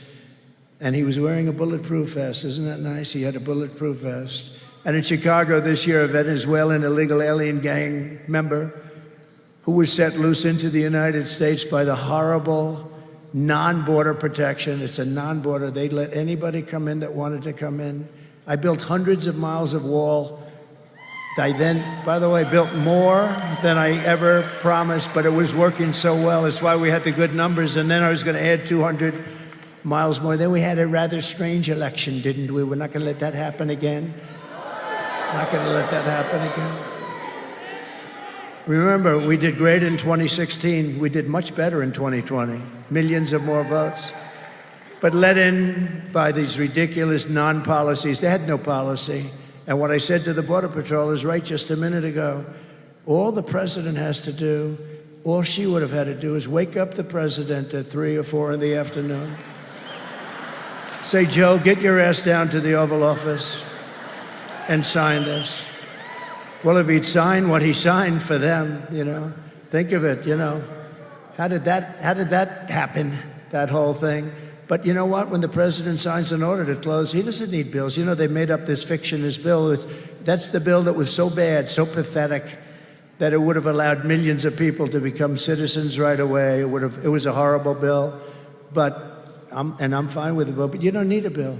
All you have to do is you need a president. My father used to tell me, these guys that need letters, they'll come into my office, son, and they'll say, sir, thank you for the job. And, sir, could I have a letter saying that you've promoted me? Those guys never worked out because they need a letter. It was the ones that walked in and said, I'm the boss now, you're going to listen to me. They didn't need a letter. He always would say, anytime they wanted a letter of authorization, they never worked out. She didn't need anything. She didn't need a bill. All she had to do is have Biden call up the president, only the president, and say, close up the border. And instead, we're paying a big price. People have been talking about, they always rank the different things, and they rank, and I think the polls are wrong about a lot of things, although I don't want to say that now because we're leading, so let's leave them. They're only wrong when they give me a bad one. But we are doing great in the polls. We've done really great in the polls. But I think that the number one issue they have down is the economy and inflation, and I agree, they're horrible issues. But I think the number one issue is the destruction of our country, what's happened at the border. I really think that's actually the number one issue. And I don't care what a poll says. And it's close anyway, but I don't care what a poll says. It's the destruction of a country. What were they thinking? Who wants to have this? Who would allow this to happen where we have murderers, drug dealers, people from mental institutions and insane asylums? Who would allow this to happen to our country?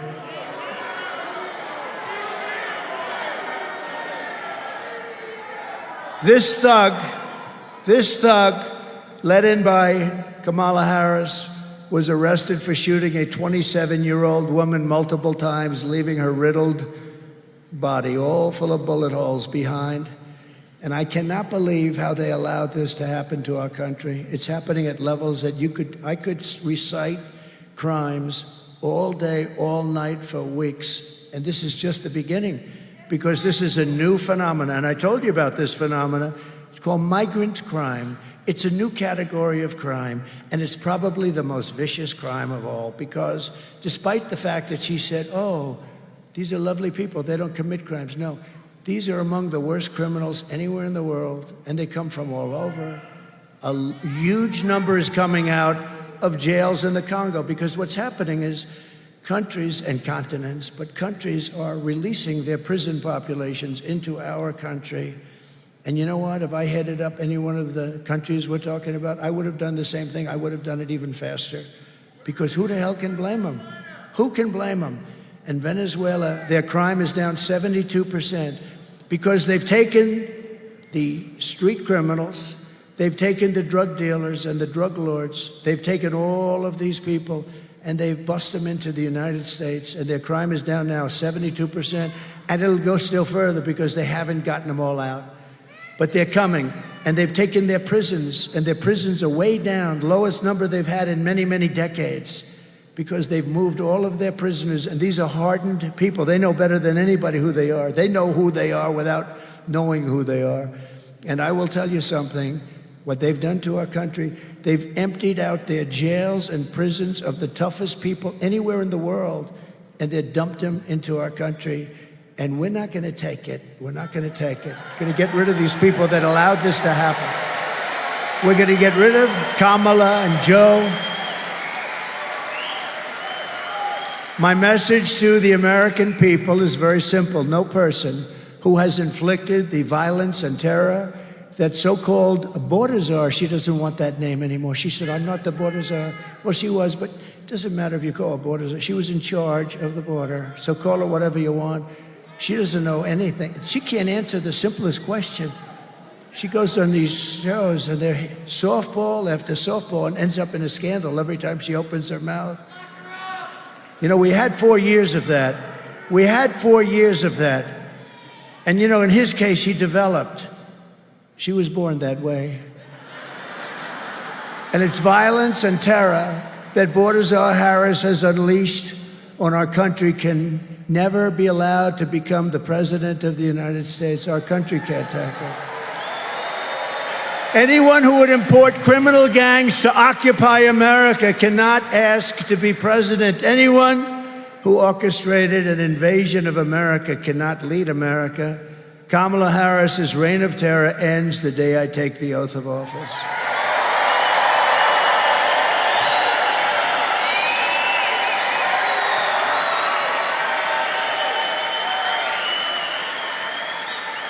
To expedite removal of Tren de Aragua. I have good luck with that name.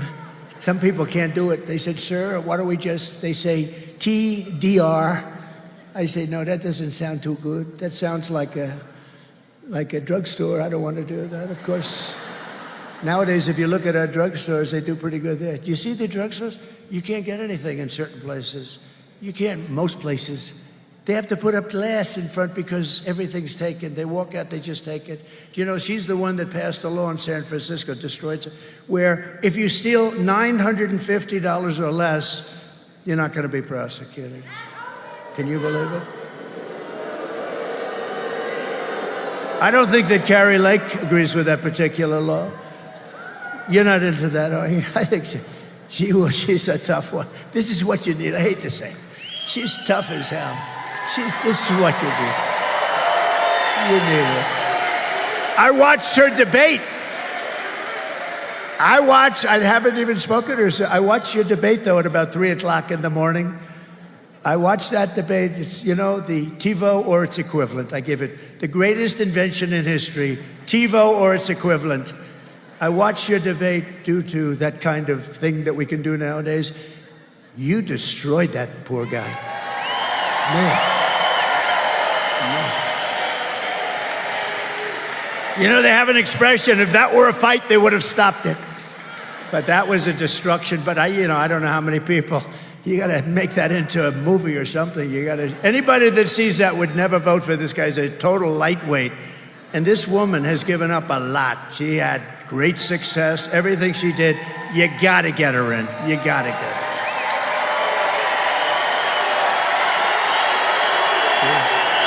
True.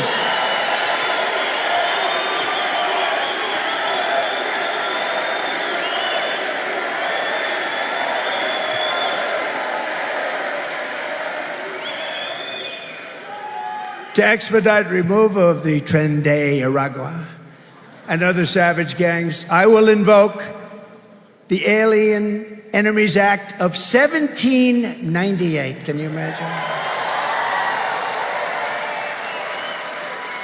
Those were the old days when they had tough politicians. I have to go back that long. Think of that, 1798. Oh, it's a powerful act. You couldn't pass something like that today. Today, we're politically correct. Today, people kill and they end up getting out on bail in 2 minutes. No, this is a little different act. The Aliens Enemy Act, 1798, to target and dismantle every migrant criminal network operating on American soil. 100%.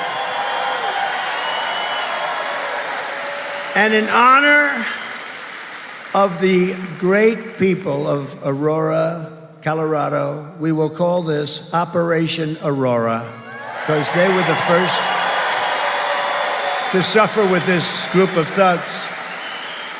And if they come back into our country after removal, it's an automatic 10 years in jail with no possibility of parole. No possibility. Not that we want to do it.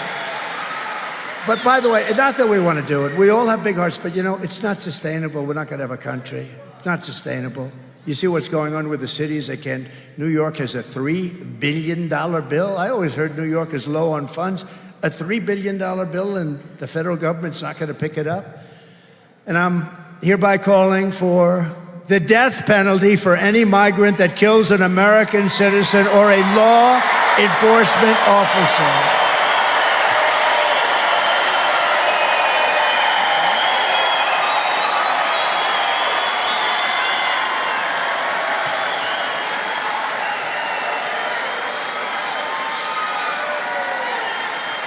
Thank you. They kill an American citizen or a law enforcement officer. And if you ever wanted to stop drugs as opposed to blue ribbon, I set up so many blue ribbon committees. Our First Lady did a fantastic job on this. She headed up a commission.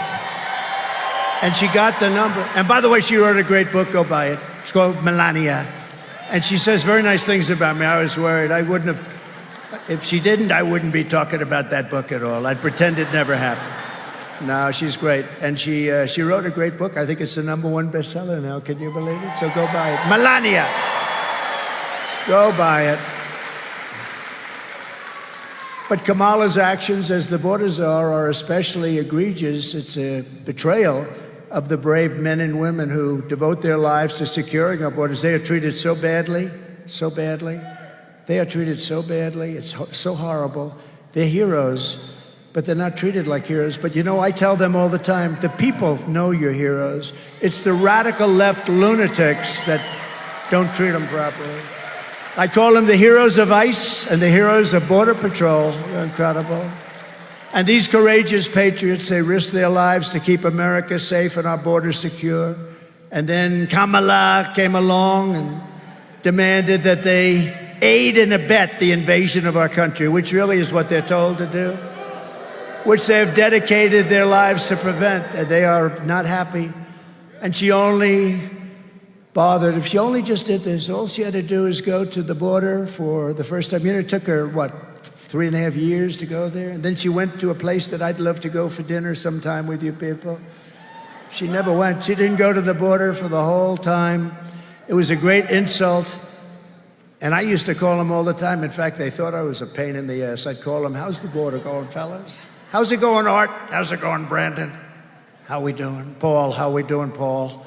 How's the border, Paul? They would get my call. They say, this guy, he's crazy. No, I was not crazy. I want to have a strong border. And that's why we had that beautiful chart. My favorite chart in history. I sleep with it. I kiss it.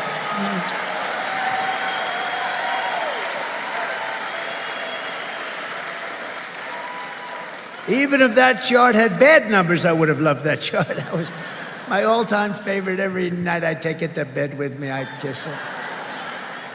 But today I'm honored to receive, and this was an honor that I didn't know about till very recently, the endorsement, because it's very hard for them to do this, It's very hard for them to do this. But the endorsement of the official union of the Border Patrol agents, the entire union is endorsing it. It's a great honor. They said it was unanimous, thousands of people.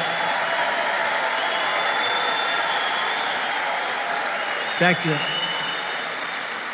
And they have thousands of people. They said it was unanimous. And I will say I have the endorsement of almost every single law enforcement group, sheriffs and police, the Fraternal Order, 400,000.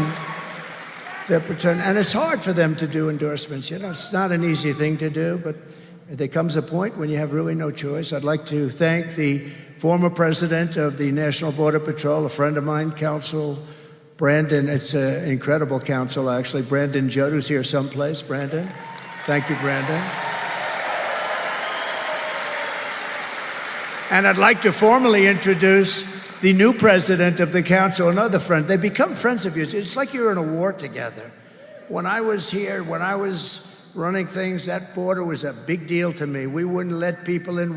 We had a year, would be 2019, where they said zero, and I think they were wrong on this, to be honest. They said 0 terrorists came in, 0. The following year, they said 11. Now they have thousands of terrorists pouring into our country. These are stone-cold, hardened terrorists. Bad things are going to happen. We're going to get them the hell out of here before they do, I'll tell you. But the new president of the council, another great friend of mine, is Paul Perez. And he joined by a very highly respected man, Art Del Cueto. Art Del Cueto, Vice President. And maybe we could ask them to come on up. We're also joined very proudly today by a large delegation of our nation's frontline border agents. These are incredible people.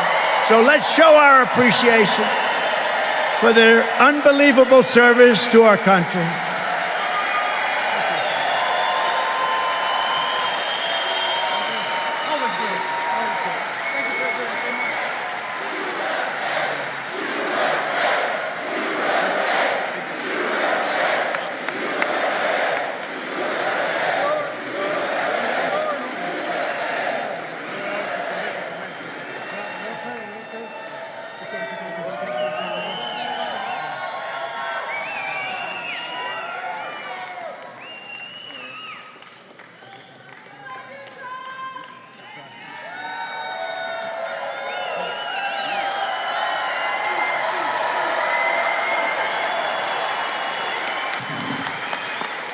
America, I have a message for you. If we allow Borders R. Harris to win this election, every city, every community in this great country is going to go to hell. The untold millions of people, unvetted, who she has allowed into this country that are committing murders, rapes, robberies, burglaries, and every other crime will continue to put our country in peril. Only one man can fix that. That is Donald J. Trump.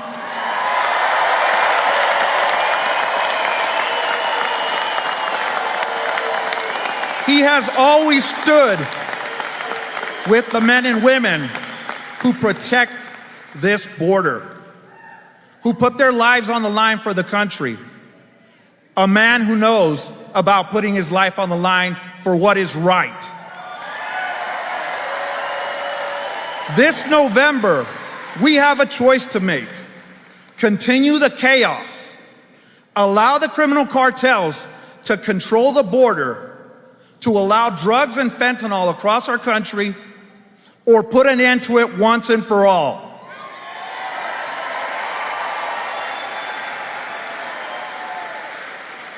On behalf of the 16,000 men and women represented by the National Border Patrol Council, we strongly support and endorse Donald J. Trump for President of the United States.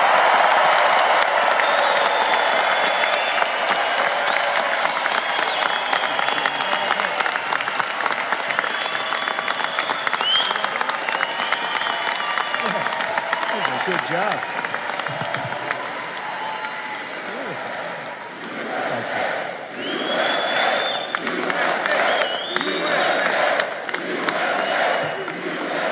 I gotta tell you, I was a little worried. He got up, he had no notes. He didn't have a teleprompter. I can understand that. I don't use it too much either. And it is nice to have people that don't need teleprompters, isn't it? But he got up here. And he had no notes, and you gave a perfect deal. I think we're going to all have to go back inside. That was a good job. Did he do a good job? Look at all these Border Patrol and ICE. They're great heroes. And I want to let you know, Paul, I want to just tell you and everybody, all my friends, I have so many of them in this group. It's an incredible group of people. I will always stand with the incredible men and women of Border Patrol. And today I'm announcing a plan to address the shortage. You know, we have a tremendous shortage because they haven't been treated right. They want to do their jobs. You know, they consider it bad treatment when you're not allowed to do your job. And that's the biggest problem. They don't want people running in front of them. They want to stop them from coming in. And that's going to save a lot of people, including the people they're stopping. but to address the shortage of Border Patrol agents caused by the catastrophic failures of Kamala, our great border czar, who's the worst in history. We have a tremendous morale crisis because of her and her policies. I mean, think of it. Not one of the leaders, you have all the leaders up here, you have all the leaders in the room, you have Brandon right over there, was a leader for a long time, brilliantly the leader, never got a call from them. Not Biden, he was sleeping, and not her. No, not her, she never called. Never once. I saw this, I didn't ask them, I saw this, and a reporter asked Paul, have you ever been called? No, I haven't. How can you do that? Most important thing, it's the fabric and lifeblood of our country, and they're destroying our country, and and these are the people in charge. So there's a big morale problem, and she ruined the jobs of a lot of these border agents. They went after people, remember? With the horses, do you remember that? Do you remember? That was a terrible thing. It turned out that they were totally wrong, but they went after a lot of other people, very innocent people.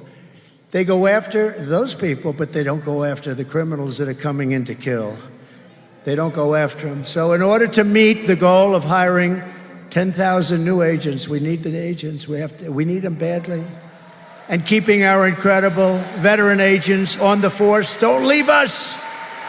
Raise your right hand. You're not going to leave. You're not going to leave. Don't leave us, fellas. I don't have to worry about them. They're very committed people. If we paid them nothing, they're not leaving. They want to save our country. They're going to save our country.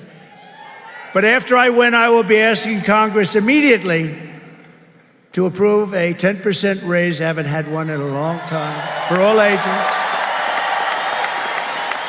And a $10,000 each retention and signing bonus.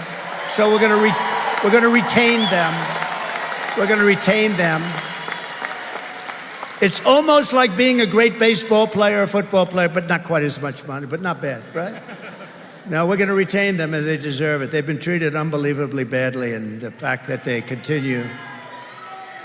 And you don't hear they're going out on strike, they're going to this, they don't do that. They would never do it. They're just incredible people. This will ensure that we can hire and keep the Border Patrol agents that we need to keep, and we can also bring in a lot of new ones, really great ones, and we're going to have our choice. I think we're going to have our choice. There's going to be a whole new spirit.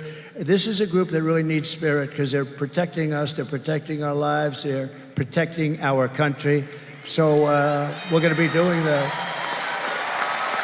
And while you guys are up here, I also want to introduce a great guy and a very big man in the world of law enforcement, national president of the Fraternal Order of Police, Patrick Yos, representing 400,000 law enforcement, largest in the country by far, law enforcement officers, and I'm truly honored to have their endorsement as well. Patrick, thank you, wherever you may be. Thank you, Patrick. That's really nice. I'd have you up here, but I don't think Secret Service will allow anybody to get through this. It's gotten a little tight. That's good. That's supposed to be that way. Patrick, thank you. 400,000. Wow. That's great. I think we have every law enforcement group in the United States, the sheriffs. They're incredible people, and they really do. It's easier for them not to do their job. They want to work like hell, and they want to clean out our country and straighten out our country. And we want to have people in our country that love our country. They love our country. And we're going to have that. And despite all of the damage that Kamala has inflicted on the state, and, you know, don't forget, she's the vice president, right? But Joe gave her the assignment, and so I don't even mention his name. I'm not even sure what is he doing. Although he's looked very good lately. He's looked better than her, actually. No, I've always said, I'm not a big fan of his, as you probably have heard, but he's superior to her. He's more intelligent than she is. Can you believe? You ever think you'd be hearing that? And I mean it. But she said last week that she can't think of one thing that she would do differently. Not one thing. Think of it, not one thing. So, fellas, you stay up here, just look at this one tape, and then you go back and enjoy it. But I just want to tell you, you are phenomenal people. We love you all, and you're doing a great job for our country. Thank you. Thank you. Thank you very much.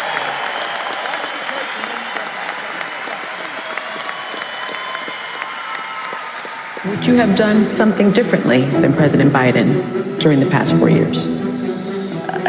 There is not a thing that comes to mind. I stood there on the tarmac watching you check your watch. The chaotic and deadly U.S. evacuation from Afghanistan stunned Americans and the world and cost the lives of 13 U.S. soldiers. Would you have done something differently? There is not a thing that comes to mind. More than 13,000 illegal immigrants convicted of murder have been caught at the border and then released into the United States. An Afghan national is in custody today after being accused of plotting an election day terrorist attack. The suspect entered the U.S. on a special immigrant visa. Gut-wrenching new details in the murder of Georgia nursing student Lake and Riley. The illegal immigrant suspect, who cops say committed the heinous murder, is a Venezuelan national who crossed the unsecured southern border back in 2022. 2 men investigators say are in the country illegally from Venezuela are charged with capital murder in the death of Jocelyn Nungaray. A fifth illegal immigrant accused of attacking 2 New York City. 18% say the economy is in excellent or good condition. US inflation has hit a new 40-year high, increasing by 9.1% over the financial year. The cost of homes have spiked. Home buyers need to earn 80% more than they did in 2020 to afford a house. Were you the last person in the room? Yes. Did in 2020 to afford a house. Were you the last person in the room? Yes.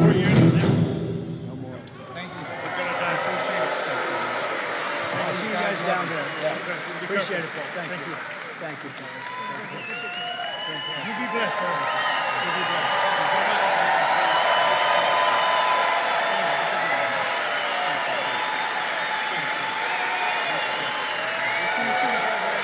Great job. When you come to Madison, you'll do it. Okay. I'll have you. Thanks. Great people.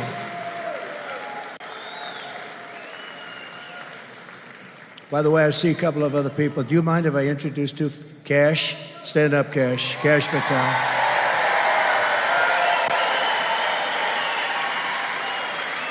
And I spotted him. You had no problems when he was in charge. You know who that is? Sheriff Joe. Sheriff Joe! Oh, stand up. Oh. Brandon, sign him up immediately. Paul, you got to sign him up immediately. Sheriff Joe. Well, you didn't have any problems with Sheriff Joe. He was tough and fair. You know what? He was actually very fair. He was amazing. Thank you very much, Sheriff Joe. I just saw you here. I would have had you come up. But you are a special guy. Thank you. He had a wonderful wife. He just lost his wife a little while ago, but she was a wonderful woman, and she's looking down at you. You couldn't have made her life too easy, I could guarantee you that. But she loved you, Sheriff Joe, so you take care of yourself, okay? Great guy.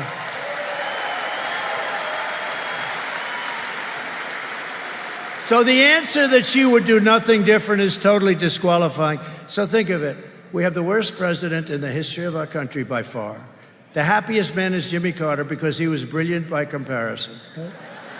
His administration is considered now brilliant by comparison. We have the worst.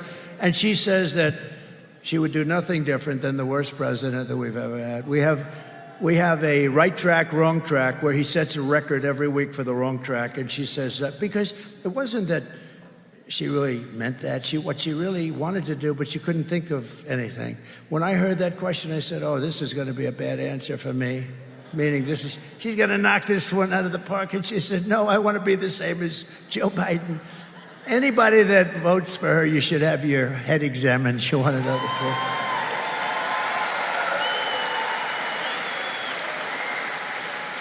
"86% of the country thinks we're on the wrong track. And she says, no, I do everything the same. Keep the airplanes flying. You know the worst thing? And I'll bring this up a little separately. 325,000 young children are probably dead or missing, but certainly missing. And they're either sex slaves, or they're dead. Think of the number. It's not 2, which is too many. It's not 100. It's 325,000 lives are probably gone. Their parents will never get to see them again. And these are people that she allowed just as if she had a gun in her hand, okay? And for that woman to be running for president is a disgrace, and everybody knows it. How can you keep someone who's stated plainly and clearly that she will change absolutely nothing from Biden? Kamala is turning us into a third world nation. Weaponization. How about the weaponization? I've been investigated more than the great Alphonse Capone, late great. You guys know Alphonse Capone, Scarface? This is a rough guy. I don't know. He may be even too tough for Paul. I don't know, Paul. This is a tough one. Alphonse Capone, Scarface. I've been investigated more than Alphonse Capone. It's called the weaponization of the Justice Department, and we've never had it. This was a third world, happens all the time in the third world, banana republics. It happened in the United States. And can you believe I'm leading? Who the hell, where did it happen where you're leading? Because the people get it. They get it. All my life, I never had a problem. Now my beautiful parents are up in heaven. I think they are. Even my father made it there. He could be rough, but I think because he was a good person, strong, tough, but he was a good person. My mother, guarantee. She's a guaranteed. But they're up there looking down. They say, how did this happen to my son? You know, I could have been on the most beautiful beaches in the world right now. I could have been enjoying a life, the waves smacking me in the face, my beautiful mane of hair blowing in the breeze. No hairspray, no hairspray necessary. The most beautiful places in the world. I own some of the greatest clubs. I could have had the greatest life. But I'd rather be in Arizona with you and these people all day long because we're going to make America great again. Right? Right?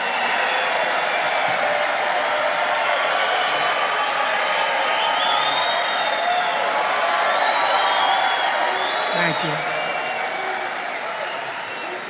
With our victory, we will become the greatest, strongest, freest, and safest, and the most powerful nation again in the world. We're not considered a great nation right now, but we're going to be a great nation again, and it's not going to take long. I will quickly defeat inflation, and we will make America affordable again. We're going to have to do that. It's not affordable. And you know what people bring up more than anything? Simple things like groceries. They say groceries. Who would think that? Groceries. But they bring it up. Cars. They do a lot of different, everything basically. Look, we had the worst inflation, I think, they say in 48 years, I think ever. There's never been anything like it. And they don't even put the really bad, like as an example, we had interest rates at 2%. They went up to 10%. Well, they don't include that. They don't include many things. And by the way, at 10%, you can't get the money. So obviously it's much higher than 10%. For all of the working people struggling under Kamala's inflation nightmare, we will have large tax cuts for workers. We're going to have beautiful additional tax cuts, including no tax on tips. No tax on tips. No tax on overtime. And no tax on Social Security benefits for our seniors. And you deserve it. You know, the seniors have suffered because they're on fixed income, many of them, and the inflation has made it impossible. Everything they've taken in, and it's just gone. They're wiped out, and we're not going to do that. We're not going to allow that. Then they're supposed to pay tax yet. By contrast, Kamala Harris is known as the taxing queen. She loves taxes. She's the only one I've ever seen. She campaigns on the fact that she wants to give you a 70% tax increase. Her plan will raise your typical American family taxes by at least $3,000 a year, congratulations, and run a bad and unsafe government. I also announced last week that we will make interest payments on cars, loans. We're going to make them tax deductible first time. Because affording a car is essential to restoring the American dream, which we're going to restore. You know, friends of mine called me and they said, some of the biggest analysts, the greatest analysts on Wall Street, brilliant guys, where did you ever come up with the idea of deducting interest? You know, it's like the paperclip. It was developed about 125 years ago. Some guy took a little, and he made the paperclip. And everybody says, oh man, why didn't I think of that, right? It's like deductibility. It's going to be incredible because you'll sell a lot more cars, and we're going to protect our car business now. We're going to protect them. Made in the USA, and we don't have to go through it, but made in the USA, and we're going to protect them with tariffs. I do have to tell you one quick story. You don't mind if I never go back on the teleprompter again, do you? No, I watch Paul, and I say, damn it, I don't think I'm supposed to use the teleprompter anymore, Carrie. You know? I watched the way. So I've been telling you a story for about a year that in Mexico, they're building some of the biggest car plants anywhere in the world. And I told you about a friend of mine who's a brilliant guy, but especially when it comes to building a car plant. With other things, he's not so good, but he can build a computerized car plant. It's unbelievable. So I saw him about 4 or 5 months ago, and I said, you know, I want you to take me on a tour of one of your plants. He's the biggest builder of plants in the world. I want you, so you'll be able to figure them out if you really want to. I don't think the fake news, wow, that's a lot of fake news back there. That's a lot of cameras. I didn't even notice. That's a lot of fake news. Holy mackerel. Look at those red lights go off. Those red lights, those suckers are going off. Every time I do that, those lights go off because they don't want me to call them corrupt and horrible people. You can let them go back on now. I'll get off. No, I just looked up. That's a lot of cameras. Who the hell can do this 2, 3 times a day? One little mistake. If I pronounce a word slightly wrong, and I tend not to go back because I don't want to go back. I don't want to say, excuse me, let me go. I like to bull through it. So I speak for hours, mostly without a teleprompter, really mostly. One mispronunciation of a word. He's cognitively impaired. He's getting old. He's getting old. He mispronounced a word like the name of the gang, if I did. No, I think I got it perfectly, didn't I? But if they see any, they watch for weeks and weeks. For weeks and weeks, I'm up here ranting and raving. Last night, 100,000 people, flawless, ranting and raving. I'm ranting and raving. Not a mistake. And then I'll be at a little thing and I'll say something a little bit like I'll say, duh. They'll say, he's cognitively impaired. No, I'll let you know when I will be. I will be someday. We all will be someday, but I'll be the first to let you know. But when you can do this 3, 4 times a day, and you can go from site to site, from Arizona to Pennsylvania to Michigan,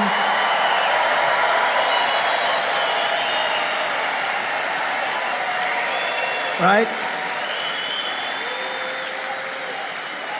And then you have some little writer at the New York Times who's been really bad lately.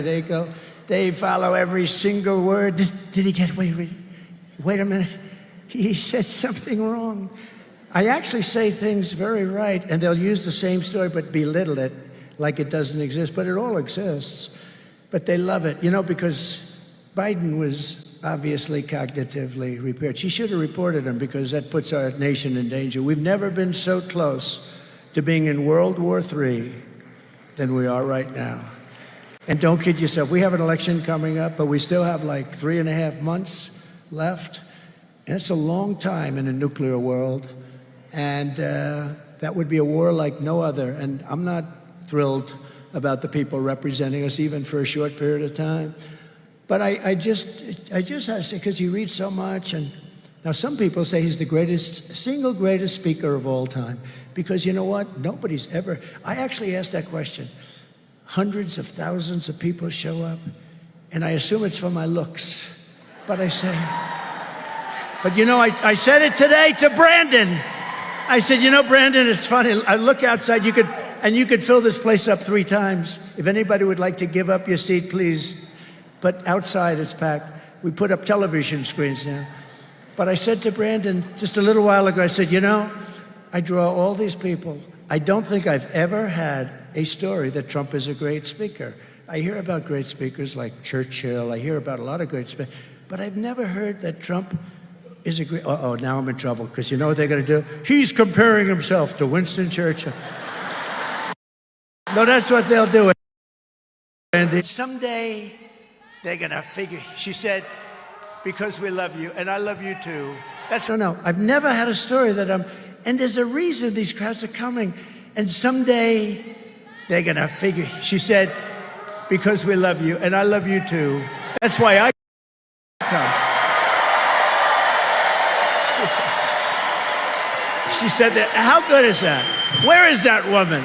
Stand up. Oh, stand up. Look at her. Wow. I would say that's beautiful. Is that okay? So he's having a problem with one of the feeds here. I'll switch them back and forth. Crazy what's gone on. Have to be politically correct nowadays, and we're going to have something about our military talking about being politically correct, because we have a great military. I knocked out ISIS. I knocked out ISIS so fast. I knocked out ISIS so fast to bring jobs and factories and wealth racing back to our shores. We will have a 15% made in America corporate tax rate. Now you have to understand, I brought it down from almost 40%. And these are corporations. They don't have to be in our country. You know, in the old days, they'd move from state to state.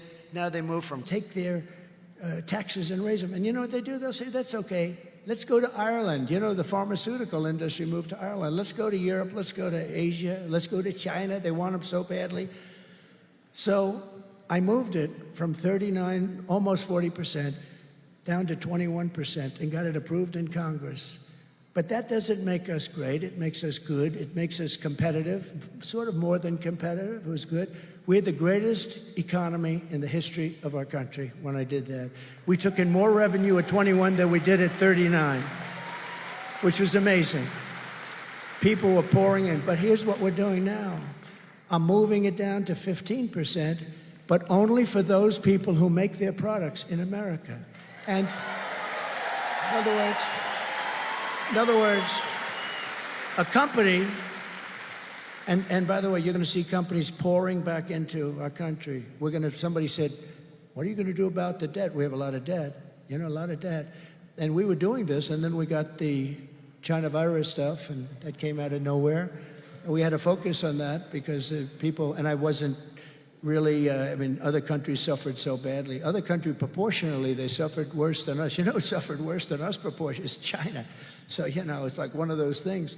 But, so we had to focus on that. We did a great job in that. We never got credit. We never got credit for that, but we did a great job on that. Nobody knew what the hell it was. It came in. Our famous operation, they call it Operation Warp Speed. Operation Warp Speed gets military credit for being one of the most incredible things that they've ever seen, distribution of things. But we did a great job, and we got that. We handed over a country that was better. The stock market was higher than it was just previous to COVID coming in. So we did a great job. But we were in the process of doing this, and a friend of mine called up from Wall Street. He's considered a brilliant analyst. He said, like the other one, he said, where did you come up with the idea of taking it down, but only for companies that make their product? He said, that's a great idea. Can you imagine? You have all these 185 IQ people on Wall Street. That's sort of the ultimate. I think they say, you know who the smartest person they say in history was? Albert Einstein. He said Trump. I agree with him. He said Trump. All right. My uncle, Dr. John Trump, MIT, 40 years. That's pretty smart. He was smart. My uncle was very smart. He used to tell me things a long time ago about nuclear. He said, someday, son, they'll have a weapon that you'll be able to carry into a building like a handbag, and it will blow up New York City. I said, Uncle John, that's never going to happen. He's the longest serving professor in the history of MIT, like 40 years or 41 years. Can you imagine? So this is good. Does anybody believe in genes? You guys believe in genetics? These guys have good genetics too for safety, and that's all we want you for. We don't want you for anything else. We don't want you for anything else. But for those who, but they were asking me, where did you come up with this idea? It's just an idea. And you only get it if you make your product here, because we want jobs. We want jobs. It's about jobs. It's not about the products. But then we have to protect those companies that move in and the companies that we have. The auto industry has been wiped out. We will have more auto jobs than we did. It's my biggest ambition, have more auto jobs than we did 50 years ago in the prime. We are a tiny fraction of what we used to be, a fraction. And companies are going to move in at a level that nobody's ever seen, but we have to protect them. So how do we protect them? With tariffs. If you don't move your plant into the United States, we put tariffs. You're not going to make your car in China. I already did that, 27.5% tariff. Do you know Biden never took it off? Because if he ever did, it's so much money. But also, if he ever did, our country would be just overrun. We would have a country that was overrun with Chinese cars pouring in, and Detroit would be finished. It's almost finished now. You know, they lost 30,000 workers. They go to the all-electric mandate where everybody has to have an electric car. And I have to be very careful because Elon endorsed me. But can I tell you, he understands it. It's not for everyone. What he does is incredible. The car is incredible. What he does, and you know the beautiful thing, he endorsed me. He's in Pennsylvania right now, and I should be there probably. Maybe, I don't know. Well, I hear we're leading so much. I hear we're leading in your great state by so much. But I said, nope. We're going to be here. We're going to do it just the way we want to do it, and we're going to be in Pennsylvania a lot over the next 3 days. But he never once said, and you know, this is a tribute, but look at the rockets coming in. He never once said to me, would you do me a favor? Could you lay off the electric car? No, the electric car is beautiful. It's great, and it's got a great market. It's going to do great. They're all going to do, I think it's great, but not 100%, because they're going to be made in China, most of them, because that's where we have a thing under our feet. It's called oil and gas. I call it liquid gold. So if you don't mind, we'll use that. And we're going to have hybrids. We're going to have electric. We're going to have everything. We're going to have gasoline-propelled cars. We have one other thing. You know about the new one that's come along? Does everyone know about hydrogen? We have a new technology that's coming along. It's coming along beautifully, Cash. It's coming along beautifully. It's hydrogen. It has one minor problem. It blows up. And when it blows up, and it doesn't happen often, like maybe one car a day. And when it blows up, you are unrecognizable. They call your wife, would you please come down to see if this is your husband that's laying next to a tree? And the wife goes over and said, no, I don't recognize that man. He's gone, whoever the poor guy is. No. So I'm not going to go heavy into hydrogen, if you don't mind, but electric and all. But we want to do this. We're going to move so many car companies are going to come back. They're going to come back from Germany. They're going to come back into our great country. And I will tell you that we will have a golden age. It just started. We have a golden age. And you know, if you look at the Teamsters, did you see the Teamsters? They voted. The rank and file voted for Trump. The firemen voted for Trump. The policemen and women voted for Trump. Amazing. The firemen and women hadn't voted for a Republican ever. It goes back a long time. Firemen and women, that goes back a long time. They voted for Trump. Can you imagine? The rank and file. And the Teamsters, I don't think they ever did either, but they voted for Trump. We got 61% of the vote. 61% of the vote. So there's something happening. It's changing. You know, I watch these people talking on television. They say, there's a change, and there is a change. You know what the change is?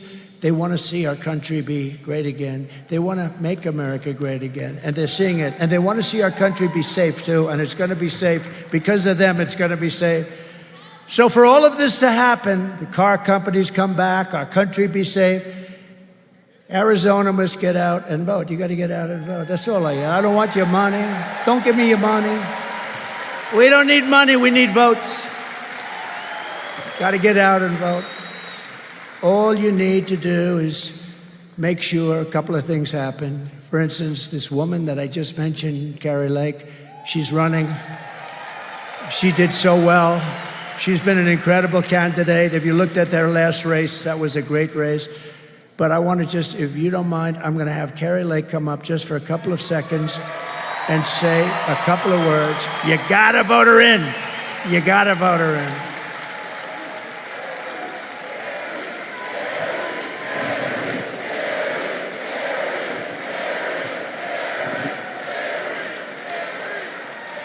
Okay. careful. I said, be careful, Kari, because that blows it. Click that like button. If you fall, that blows it. We love you. Mwah. Oh, my goodness, do we love this man?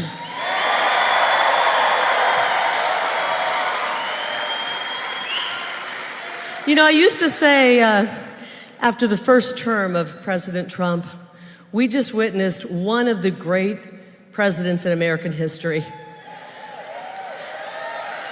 And now I say, this is the greatest president in American history.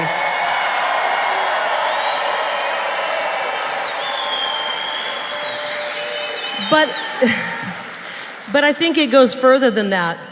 I think we are in the midst of one of the greatest leaders in human history, and his name is Donald J. Trump. This guy right here. But we got to get out and do our part. He's done so much work for us. Now each and every one of us has to do our part. That means we get out and we vote early.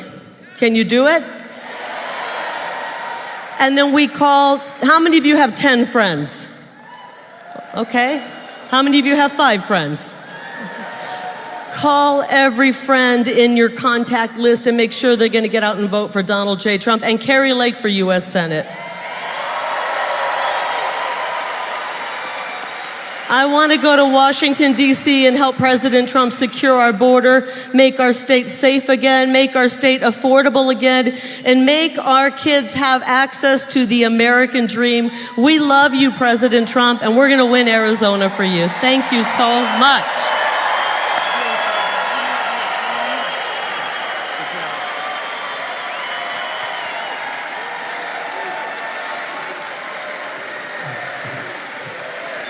Thank you very much. Kari, thank you. Yeah, she's great. She loves the state. She wants to see a very safe place, and that's going to happen. So thank you very much, Kari. We're also pleased to be joined by Senator Mike Lee, a fantastic guy. Thank you, Mike. Thank you, Mike. And also we have members of Congress. They've become such friends of mine. For whatever reason, I like these members a lot. From your state, Andy Biggs. Thank you. Warrior. He's a little on the conservative side, right? And that's okay, right? You know what he is? He's on the common sense side. Because that's what I say, we're the party of common sense more than anything else, right? So thank you very much. Great job. Blake Moore. Thank you. Thank you, Blake. Thank you. Celeste Malloy. Celeste. Paul Gosar. I love this guy. I love that guy. You talk about a fighter. Boy, he is some fighter. He fights everybody. He doesn't care. He just wants the state to be good. State or country. I think state maybe even in your case comes before the country. We got to talk about that. This guy, stand up once again, quick. Come on, stand up. There are a few like him. Right, Andy? Thank you. Great job you're doing. Thank you. Eli Crane. Great. Doing a fantastic job. And we have a very popular candidate. I don't even know why it's candidate. I mean, I feel he's been there for a long time. He's done really a fantastic job. Abe Hamadeh. Thank you. Feels like you've been there a long time, eh? And the chairwoman of the Yavapai Apache tribe, Tanya Lewis. Tanya, thank you. Thank you. Thank you, Tanya. Oh, beautiful. You look great. Thank you, darling. Also, we have many Azerasians in our room. We have some incredible people in our room. We have so many that we just can't. But we have some people in our room that I'm not going to mention and they fully understand why, because I don't have time. But Robert O'Brien I'm mentioning because he's the one that got the 300 plus people. So Robert O'Brien, please stand up. Thank you. And Rick Grinnell, is Rick here? What happened to Rick? What happened to Rick? Oh, he's in trouble. Attorney General Sean Reyes. Thank you, Sean. Thank you. Raul Labrador. Thank you very much. Thanks. And Glenn Beck. I'm going to be doing his show. Thank you, Glenn. Thank you, Glenn. And two guys that are definitely strong people, Dave Riley and Dave Sparks, also known as Diesel Brothers. The Diesel Brothers. And Gold Star father, Darren Hoover, and mother, Kelly Barnett. They're here, and they're incredible people. I've gotten to know them. Taylor Hoover gave his life in Afghanistan. And thank you both very much. Thank you very much. Great young guy. Should have never happened. Should have never happened. They should have been at Bagram, and they should have done it properly. They didn't do the right job, but we appreciate it. It's great knowing you, too. Gotten to know them. Gotten to know a lot of the 13 families and the incredible people. Should have never happened. It was gross incompetence. Number one, you don't take your soldiers out first. You take them out last. That was the start. But we appreciate it very much, and we'll see you again soon. I also want to send our love back to everyone in the East affected by the terrible recent hurricanes, and God bless you all. They've gone through a lot. Thank you. So, in closing, I just want to say Kamala Harris is a radical left Marxist, rated even worse than Bernie Sanders or Pocahontas. Do you know who Pocahontas is? She cost a typical American family $29,000 worth her inflation nightmare. It cost you $29,000. You wouldn't have had inflation. You wouldn't have had Ukraine being attacked by Russia. You wouldn't have October 7th with Israel. It wouldn't have happened. You wouldn't have had that horrible, we were leaving Afghanistan, we would have left with dignity and strength, and we would have kept the Bagram, the big air base that we gave up to China. China now has it. Congratulations. The reason we should have kept it is because it was 1 hour away from where China makes their missiles. And just a horrible thing that we did. This group of people, and nobody gets fired. That's why nobody writes books about this guy. Well, number one, they wouldn't be buying them probably anyway, but nobody ever gets fired. Every general in that deal should have been fired. Every single general. You know, I defeated ISIS rapidly. We did it in a matter of weeks. It was supposed to take years. We have a great military. But we defeated. But you know, with Biden, they have all those mistakes made constantly on inflation, on everything's a mistake. Nothing works that he does. Nothing works. Nobody ever gets fired. I think he does that to avoid the bad books. But it's a terrible thing. When you do a bad job, you're fired. Get the hell out of here. But Kamala was an original creator, I'm sure Border Patrol and ICE would like to hear this, of defund the police. She wanted to have defund the police. She was one of the people in charge. She was a proud defunder of the police. And by the way, anybody who wants to defund the police, even if it was for a short time, and in her case it was many years, is not worthy of being President of the United States. Kamala Harris vowed to abolish ICE, their friends. She wants to ban fracking. As California Attorney General, she redefined, checked, and this is like crazy, child sex trafficking, assault with a deadly weapon, and rape of an unconscious person. She redefined them as totally nonviolent crimes. Now, remember, she changed all of it. She's a different one. A year ago, if you looked at the debate where she was the first one to lose, she never got to Iowa. Great state, we love Iowa. See, now I don't have to go there because I've given it the kudos that it deserves. It's a great place, but we're leading by so much we don't have to go. Thank you, Iowa, I love you. But she never got to Iowa. She was out in the primaries. She was the first one out of 22. She got thrown out, and now here she is. She pledged to confiscate your guns and endorsed a total ban on handgun ownership. But think of it. 15 different things she changed. She took things, now she thinks fracking is wonderful. Now she thinks the ownership of a gun is a wonderful thing. She said, oh, I have one. What kind is it? Let me think about that. She even called for free sex changes for illegal aliens in detention, all at taxpayer expense. And she wanted to turn, but we're not going to let her. We'll get there in time. By the way, they're incapable of doing this anyway. Our military will never be woke. A couple of the losers on top, but will never be woke. It will never be woke. Take a look at this on the beautiful screen behind me. Take a look. All right, so this is where he goes in for a couple minutes and he talks about Full Metal Jacket, the movie.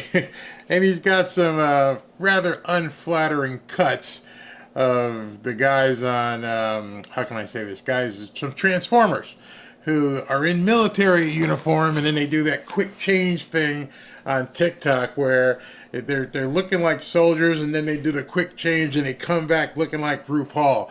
So the problem I'm having right now is that you can't show the actual clip of the movie. I mean, YouTube would basically freak out if you were showing copies of a movie on, on their stream. So I just can't do that, and I definitely don't want to show these Transformers because they would hate that too. They would accuse me of body shaming or whatever they're going to call it. But as soon as he gets back to the mic after he shows this stuff, then we will indeed get cut right back to him. You won't miss anything that he says. It's just so disheartening seeing this DEI crap in the military. It's disgusting. It's absolutely disgusting.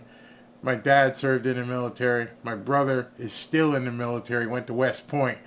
And this is not what it's supposed to be. It's not supposed to be dudes dressing up like you-know-what and being Transformers in the military.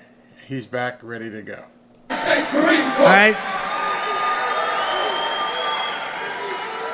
We won 2 world wars, and then we changed the name of bases. Can you imagine?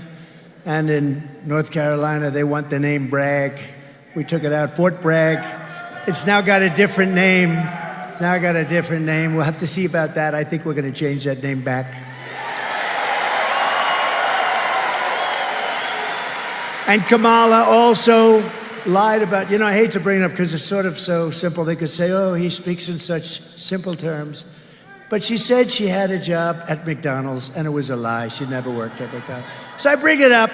Oftentimes, though, it's the best thing you can say. No, she lied about McDonald's. I think next week or shortly thereafter, I am going to McDonald's to stand over the French fries so I can see how hard her job that never turned out would be. And by the way, the head of the Republican Party in Arizona is here. Please stand up. What a job you're doing. What a job. I just spotted you. Wow. And I hear we're doing well, huh? It's good. Yeah, we hear good things. Early voting, we hear get out and vote, get out and vote. Thank you. Great job you're doing. With your vote this November, we're going to defeat this radical left country destroyer. We're going to finish what we very brilliantly started. We had something going. We had the greatest economy in the history of the world. We had the best we've ever had, but the best. We had the safest border, the best border, the fewest people, the fewest drugs. We were watching the drugs. Human trafficking, which is mostly in women, unfortunately. It's vicious. Mostly in women. We had everything down to the lowest numbers they've ever seen. We will quickly become energy independent again. Think of it. We were energy independent 4 years ago. But we will immediately frack, and drill, baby, drill. We're going to drill, baby, drill. And I will cut your energy prices in half within 12 months. Everybody in this room, within 12 months, we have liquid gold, and we can do anything. We buy our oil from Venezuela. We call it Venezuelan tar. It's tar. And you have to take it and heat the hell out of it. What a mess. Goes right up for those environmentalists. If you are an environmentalist, it goes right up. And you know where it's done? In Houston. Because it's the only plant that can do it. It's the only plant that's equipped to do it.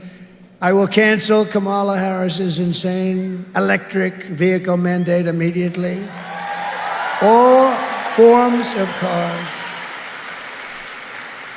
because a couple of people told me they don't want to stop 12 times to take a drive to Washington.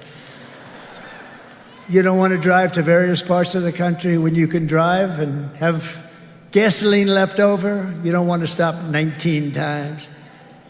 I will stop outsourcing and turn the U.S. into a manufacturing superpower. That's going to happen because what I told you about the cars is applicable to every other industry. We're going to have so many new businesses. You're going to be calling me. Remember, I used to talk about winning, right?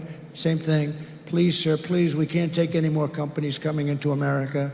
It's too many, sir. It's no good. They're coming in from Germany. They're coming in from Japan. Sir, we can't take it anymore. We can't take the jobs. We can't take the money that we're making. We never made so much damn money. Everybody wants us to work there, sir. They're paying us anything. Please stop, sir. We can't take it anymore. Remember, we used to do that with winning. You're going to win so much, and I'd have one of your senators. I'd have Cash come in. I'd have all these guys come in. They'd probably have to send Sheriff Joe because he's the one that gets to me better than anybody, probably. They'll send, and Sheriff Joe and Brandon and Carrie, they'll all come in and they'll say, sir, remember, we're winning too much, sir, we can't take it. Because we've been a loser for so long. And we used to joke, and we weren't joking because we were winning like we never won before. Our economy became the best economy we've ever had. We were doubling up on China. China paid us hundreds of billions of dollars in taxes and tariffs. No other president got 10 cents from China. And I got along with them great until COVID, and then I said, that's a bridge too far. I will end the war in Ukraine, stop the chaos in the Middle East, and prevent World War III. I will crush violent crime and give our police the support, protection, resources, and respect that they so dearly deserve. That includes you guys, okay? That includes, does that include us? Yeah, you're top of the list. We will strengthen and modernize our military. You know, I rebuilt the entire U.S. military. Now we have to do it. I didn't know that they were going to give such a big chunk for no reason whatsoever to Afghanistan. Tanks, planes, even goggles, the best goggles. Now they became night fighters. Isn't that wonderful? What we gave them, 777,000 guns and rifles. Think of that. First of all, how many did they need? 777,000 guns, 70,000 cars and vehicles. Many of them are armor plated, cost millions of dollars to build them. And they have them, and they just had a parade 3 weeks ago. Did you see going down their main thoroughfare? It wasn't particularly beautiful. And they were showing off all the equipment. Did you see that? It was disgusting to me. I look at that, I get disgusted and angry. Sometimes, you know, I make these speeches and we try and make the best out of a bad situation, but sometimes I get very angry by the end because I say, it's really crazy. You know, you go over the things they did, like the border, but you go over the things and you get damn angry because they're just grossly incompetent. They've actually destroyed. We're going to stop it. We're going to turn it around. But what they've done toward the destruction of our country is not even believable. It's not thinkable. We'll build a missile defense shield, all of it made in the USA. We're entitled to it, too. It was our technology. And we will rebuild our cities, including our once beautiful capital. Right now, it's got graffiti all over the beautiful marble. It's got the medians falling down on our roads. It's got potholes all over the place. We're going to take over our capital. We're going to make it so beautiful. We'll have a committee. We'll get rid of these people that are allowing crime to flourish. You can't go there. It's so dangerous. We're going to rebuild our cities. We're going to make our cities great again, too. Our cities are suffering tremendously. We will get critical race theory and transgender insanity out of our schools.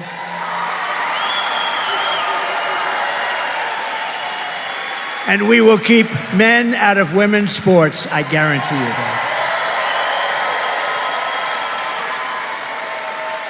I will defend the Second Amendment, protect religious liberty, restore free speech, and we will secure our elections and they will be secure, once and for all.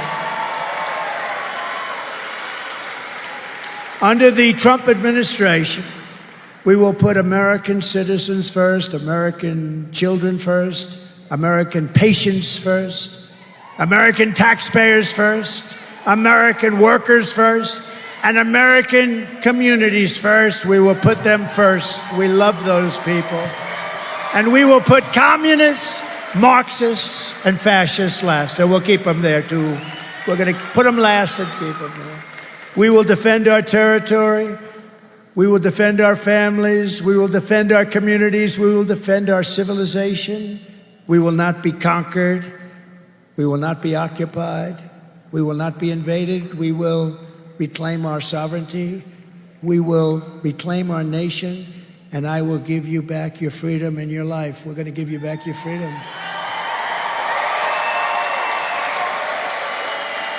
Everyone will prosper. Every family will thrive. And every day will be filled with opportunity and hope. But for that to happen, we must defeat Kamala Harris and stop her radical left agenda once and for all. And we want a landslide election, and I believe something's brewing like that. That's too big to rig. Too big to rig. Early voting is underway. Get everyone you know and get out and vote. We cannot take a chance. After all we have been through together, we've been through so much. We stand on the verge of the 4 greatest years in the history of our country. We're going to make them the 4 greatest years in the history of our country.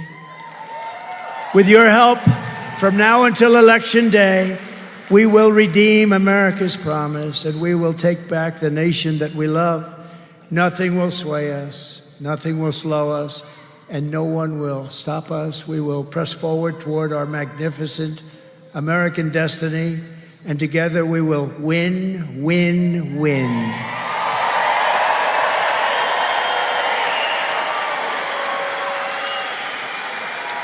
November 5th will be the most important day in the history of our country, and together we will make America powerful again. We will make America wealthy again. Wealthy, wealthy, wealthy.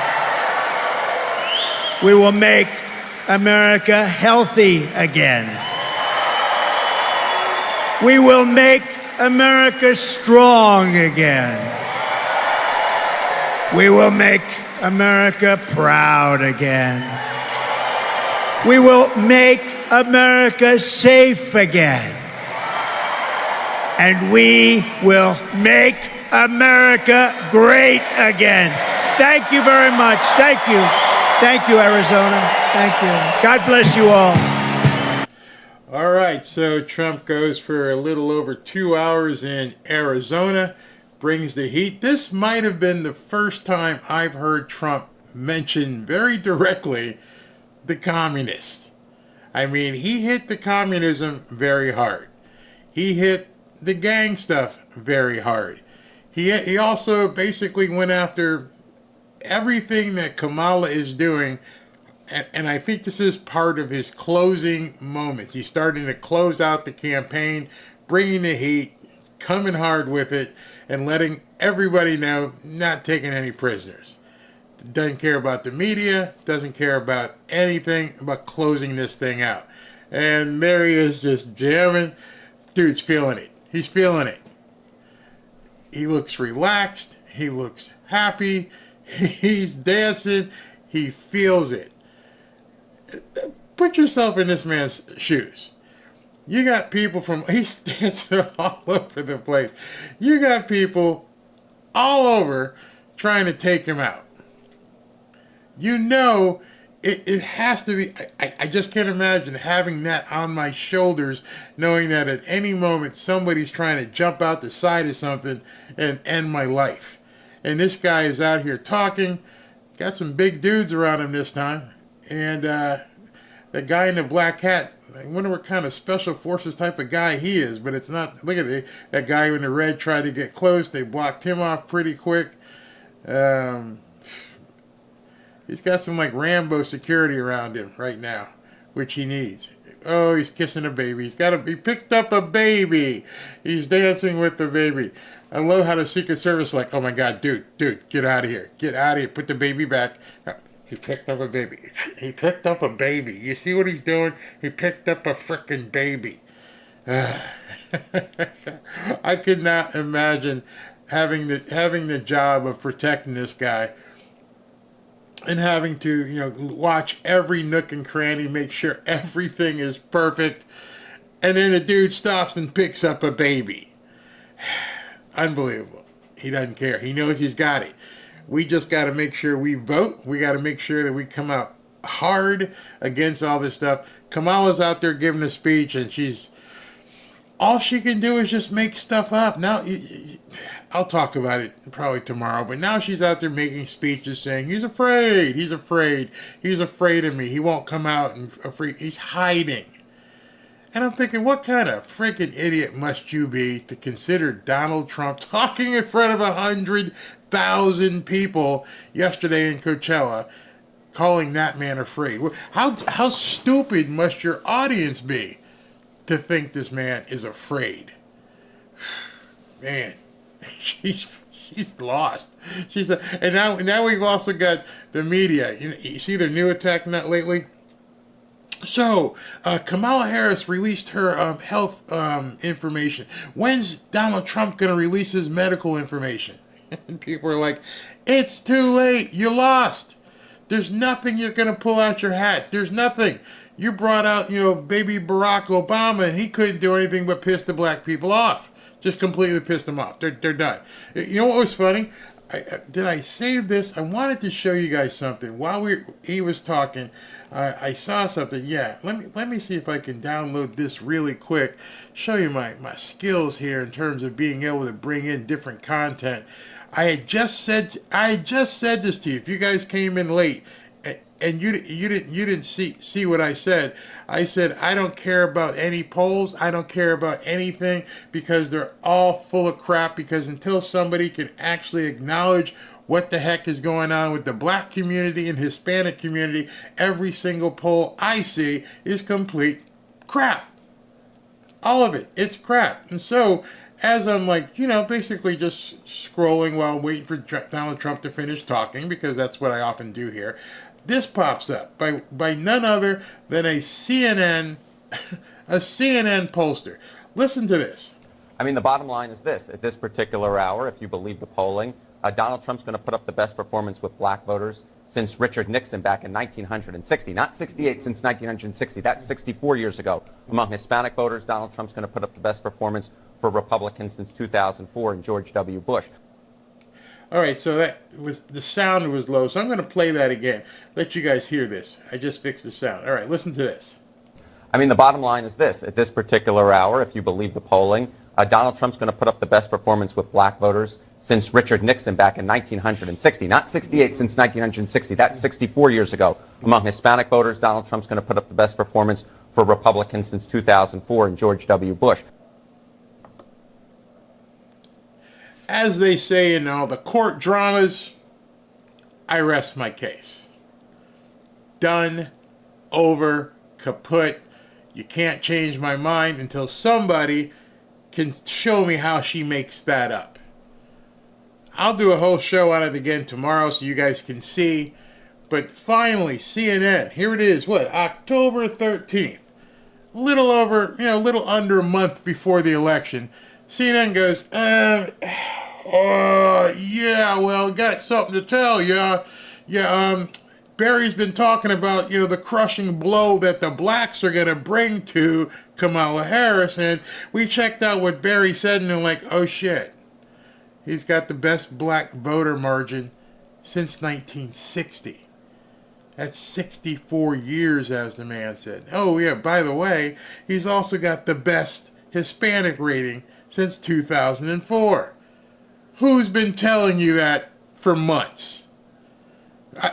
Harry, thank you for finally saying it, because now everybody can know that Barry's been validated. I've been telling you literally for months, she ain't getting the black vote the way the Democrats normally get the black vote. And until you tell me how you overcome that kind of number mathematically, because I am a student of math, you can screw off. I don't care about your polls. I don't care about anything. I don't care what you have to say. I don't care if you say Kamala's doing well with the Eskimos. I don't give a shit. I knew months ago. I kept telling you, she's getting buried with the black vote. What did the man just say? Let me just play it one more time. It's only 10 seconds. I mean, the bottom line is this. At this particular hour, if you believe the polling, Donald Trump's going to put up the best performance with black voters since Richard Nixon back in 1960. Not 68, since 1960. That's 64 years ago. Among Hispanic voters, Donald Trump's going to put up the best performance for Republicans since 2004 and George W. Bush. I think I should just post, I'll post that in the Twitter community. You guys all need to see it. Y'all need to join. I'll show you how to. But now do you understand what Barry has been saying? As a black man, who I've been talking to, other black people, and I've been talking to them, hey, what do you think? Oh, yeah, Trump's doing it. Yeah, oh, yeah, Trump's the man. And then every time these polls came out, and I'm like, oh, she's up by 5. She's up by 6. Oh, she's up by 3. Oh, she's up by 7. And I would go, nope, it's bullcrap. Absolute bullcrap. Barry, why would you say that? Because she's losing the black people. She's losing the basically benchmark that all the other Democrats have had for decades.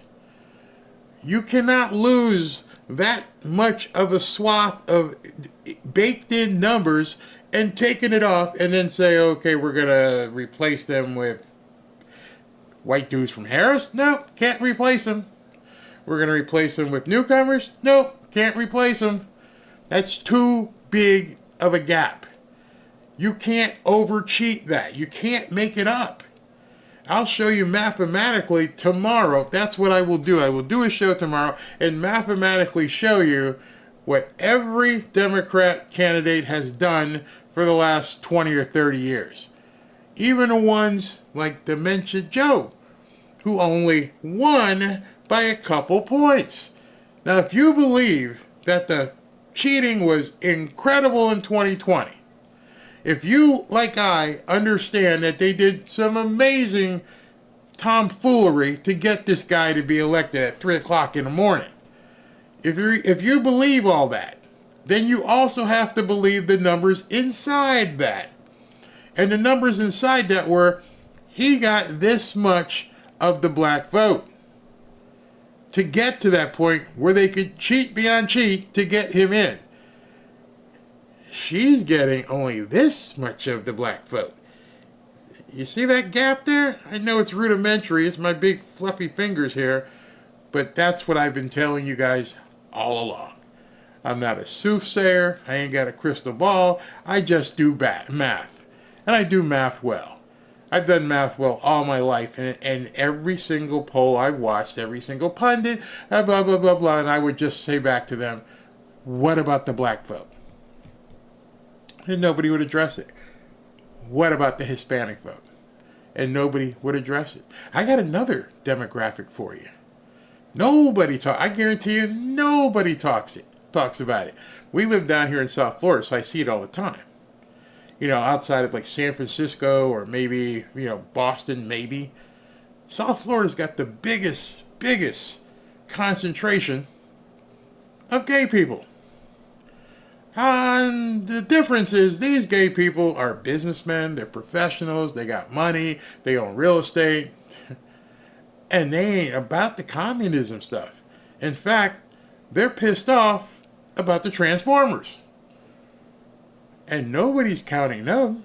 Nobody's saying, hey, listen, traditional gay people who just do certain things in their bedroom that are different, but do everything else the same. Hey, have you thought about that? Yeah, there's a bunch of gay people out there that outside of the bedroom, they buy real estate, they invest, they have businesses, they do everything else. And they ain't paying 15, 60% back to the government. They're not communist. Nobody talks about that. They think they have that baked in. Those of you who don't have, and I don't expect you to have, a bunch of gay friends, but you probably have done business with certain gay people. You think they want to pay 60% taxes? You think they want to pay, 40% unrealized capital gains? You think they want to do all that? Let me just tell you, no, they don't. They own real estate, they own businesses, they invest, they have stock, they have all kinds of stuff. It's the nuts who think it's okay. They're the ones who are single issue, orange man bad. He's going to make us all go to reclassification camps. They're the nuts. The real people are like, hey man, I ain't liking this. In addition to not liking the taxation, they don't like the newcomers. Hey man, my family came over here from Cuba. My family came over here from Nicaragua. My family came over here from Haiti. My family came here from Panama. And we all had to go through the front door and do this and this. What the hell are all these people? I bet you there's people in Aurora who were living in those apartment complexes that Martha Raddatz thinks it's no big deal. You know, it's just 1 or 2 or 3 or 4 or 5, no big deal. Who might have been legal immigrants. Nobody talks about them. Hey, listen, how do you think, these Jamaicans felt who worked, 3 shifts at a restaurant a day? Basically sleep there and come back home, take a shower, go back to work. How about these legal immigrants? Nobody talks about them. You ever notice that? Have you ever noticed that on the news, or the so-called news, they never talk deeply with legal immigrants to ask them how they feel about everything that's happening? I know firsthand. 1939, my dad was born. I think he came over here in 1950 or whatever it was. And, I told you the stories about he opened his own business and his brothers came and his mom and his aunts and everybody came through the front door. Did it all the right way. Raised a family. Opened a business. I can tell you right now, even though he's no longer here, he would be screaming, because he joined the army, he would be screaming at what he'd be seeing. Americans don't want this. Good Americans don't want this. Doesn't care what your denomination is. So, that's what I got to say about it. Let's see here. Yeah. Yes, now you say it. Yeah. I've been saying it. Yeah, I do notice that. They have news by basically omission. If they only tell people this, they think people will just believe this. And they never look the other way and go, but what about these people over here? Oh, they don't count. No, we don't talk to them. Okay, right. Yeah, believe it or not, what this woman says, woman or man, and she says, do it without shoving it down our throats. That's life in South Florida. That is life in certain parts of South Florida, and these are people who've already been involved that way for decades. And you would never know the difference. They don't sit out there with the purple hair and the nose rings and everything else. They go to work. They open the doors to their business. They're managers and CEOs of businesses and corporations. They just happen to have a certain proclivity. It's crazy. Should I ask Trump to do should I do a video about what we should be asking Trump to do for our communities? That would be a really, really, really short video. The reason being is you don't need Trump to do anything for your community. See, what you just said right there is the problem that Democrats have. So I wonder if this was a trick question or did you really mean it? Because your community, wherever you live, is managed and governed by your local government and your state government, not the federal government. That is the trap that the federal government wants to put you in. You need something done? Well, you better go ask the president and, Congress. Nope, that's not how it's supposed to be. I live in Florida. It's funny. Ashley just got on a plane to head home. That's why I was a little bit late today. So she gets on a plane to head home. She texts me from the airport. She goes, I can't believe it was so smooth going from the Uber to the checkout line to security and at the gate. That's because it's a well-run state. You don't see a whole bunch of pictures and videos of people clamoring right now for I need this, I need that from the hurricane. Why? Because the part that the governor was supposed to do is basically make sure there were guys staged, make sure there was this, make sure that was that. He ran the show. He kept saying it. I'm in charge, not them. Come to me. You have a request. I'm your governor. I'll go get money or if I need federal resources, but in your local community, you go to the people you voted in. That's why you voted them in. What you want from a president, or should want from a president, is to make sure my community is safe from foreign invaders. Make sure that my government and local government have the resources they need to get shit done. The president isn't the mayor of your town. The president isn't the police commissioner. The president isn't any of that. The president needs to be away from your local community. You need to vote for competent people to run your community. That's the problem. That's the problem with cities like Chicago, where they keep voting in mayors that have no clue what they're doing.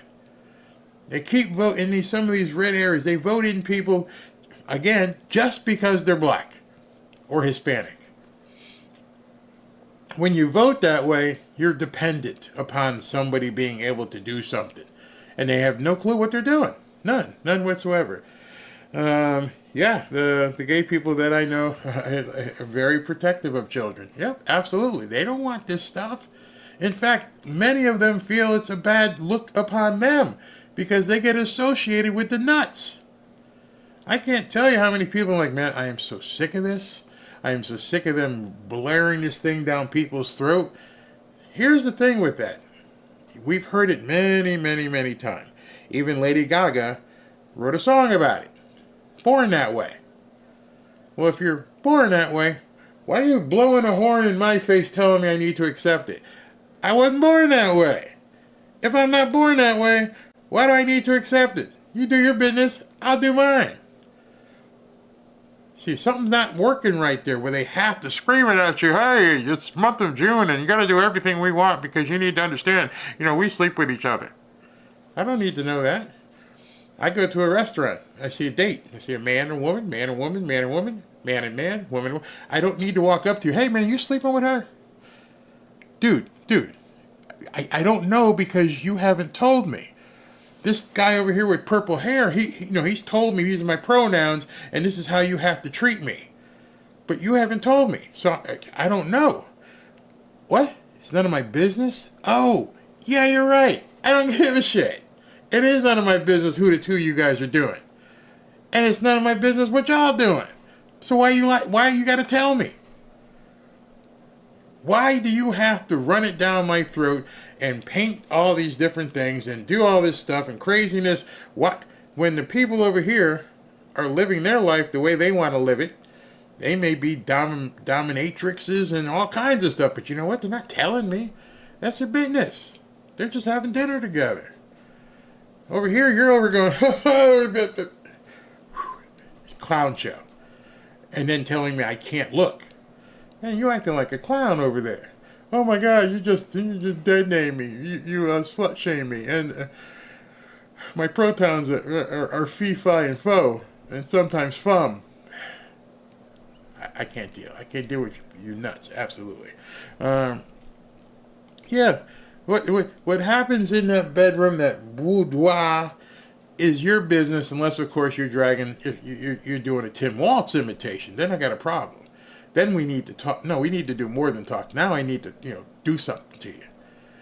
But that's a whole different story. Ram it down Kamala's throat. We ain't interested. Yeah, he's not interested.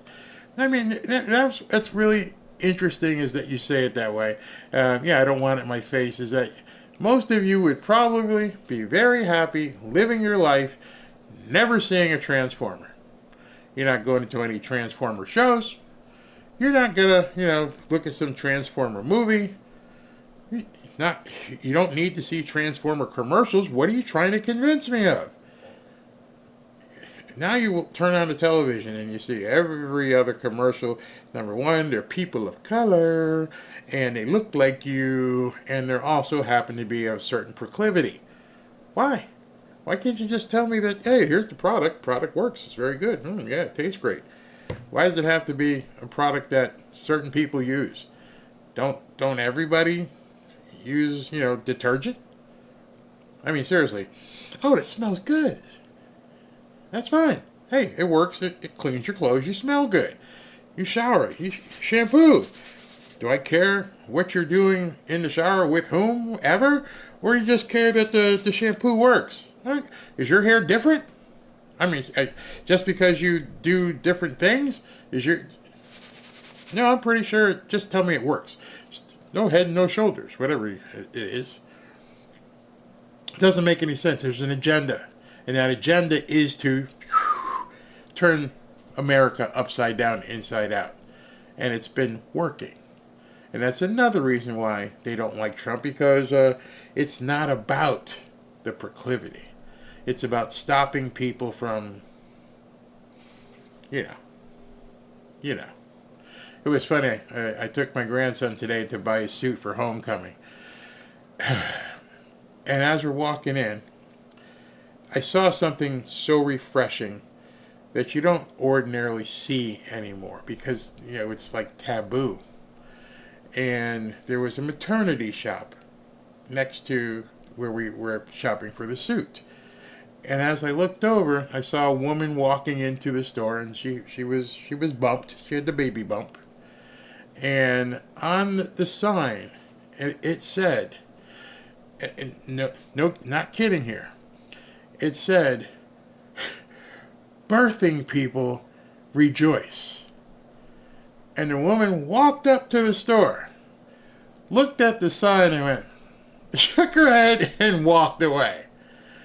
I don't want to go to a store that celebrates birthing people. I want to go to a store that celebrates a mom, a woman getting ready to have a child, not a birthing place. Not some place where it's cosplay. Where you're basically, because it's October, it's Halloween, and you want to go to a birthing place? No, it's a place for mothers. And I loved it where she threw her hands up, like, I'm not going in there. And I looked over and I just kind of laughed. I thought it was just funny. People have had it. They've absolutely had it. That store lost money. And she's just walking in, she had a couple ladies with her, and obviously she's close, and so she was kind of doing the waddle. And she looked up at that sign and it said, "Birthing people welcome," and turned around, flew her hands up in the air, and walked the other way. And I was like, "You go, girl, you go." I'm tired of this stuff. All right, so before I go here, thank God for moms. Yeah, none of us would be here if not for a mom. I mean, needed a dad too, but for the most part, mom. You got to give moms props, not birthing people's. No, that ain't working. I want to show you something and get you all to basically, this thing is exploding today. Thank you very much. Love the fact that you guys are doing this, but I want to show you. This is my big mug on X. There were a lot of comments in the chat about how you go to Twitter/X. Well, you just have to go to x.com. That's where you start. Go to x.com, and if you go to x.com, you either log in or join. It's free. That's all you got to do is, basically put in your email, your name, and a handle, blah, blah, blah, blah. If you are a member, you'd like to join our private community, you just go here. If you go to my profile, Barry Cunningham, very simple, at Barry Cunningham. And down below here, you're going to see something that says Fanfare Patriots. And that's the new private community where I can talk privately and not have to say birthing people. And I don't have to say Transformers. We can say what we want and we can do what we want in there. And just in the last couple hours, we have 1,200 people. Thank you very much. And it's free for now. And once you're in, you'll never have to pay. But it's free for people to join. And if you join and you get in here, you're going to see there's my mug. That's me today, doing a welcome video and posting some comments and posts to begin. And what's really interesting and what it's different than YouTube is this is me. I was putting content in to seed it. And then what happened was people started posting. You see, on YouTube, you can't do this. You can leave a comment, and that's it. But as Beth's here, Beth posted a picture. You know, and she's creating content for the community. The community responds with 100 likes and comments, and then Kat Snow, she posted something. That's what's so much different than on YouTube. YouTube, like you're seeing in chat, you can post a comment. That's it. On Twitter, you all now get to create. Brad Bennett, he keeps posting. There's Beth again with another picture. JL, he posted something that was on his personal profiling, brought it over. Kat Snow again. So these are all, everything you're seeing right now is from other members. They're posting videos in here. That's me and Brad Bennett again. So it is not just me talking. Whereas when you come here and subscribe, it's just usually me.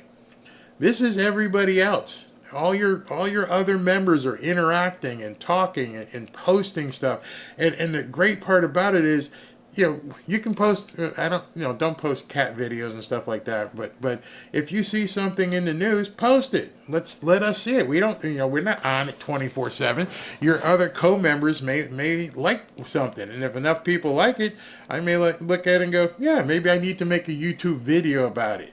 But I'm loving it that people are in here just posting different things, and it's crazy. Like here's one. I like this. Laura Williamson. Just to intro myself, she's, hey, new member. We are Southern, living on Social Security. Thank God the house is paid for. Good thing we like dried beans and cornbread.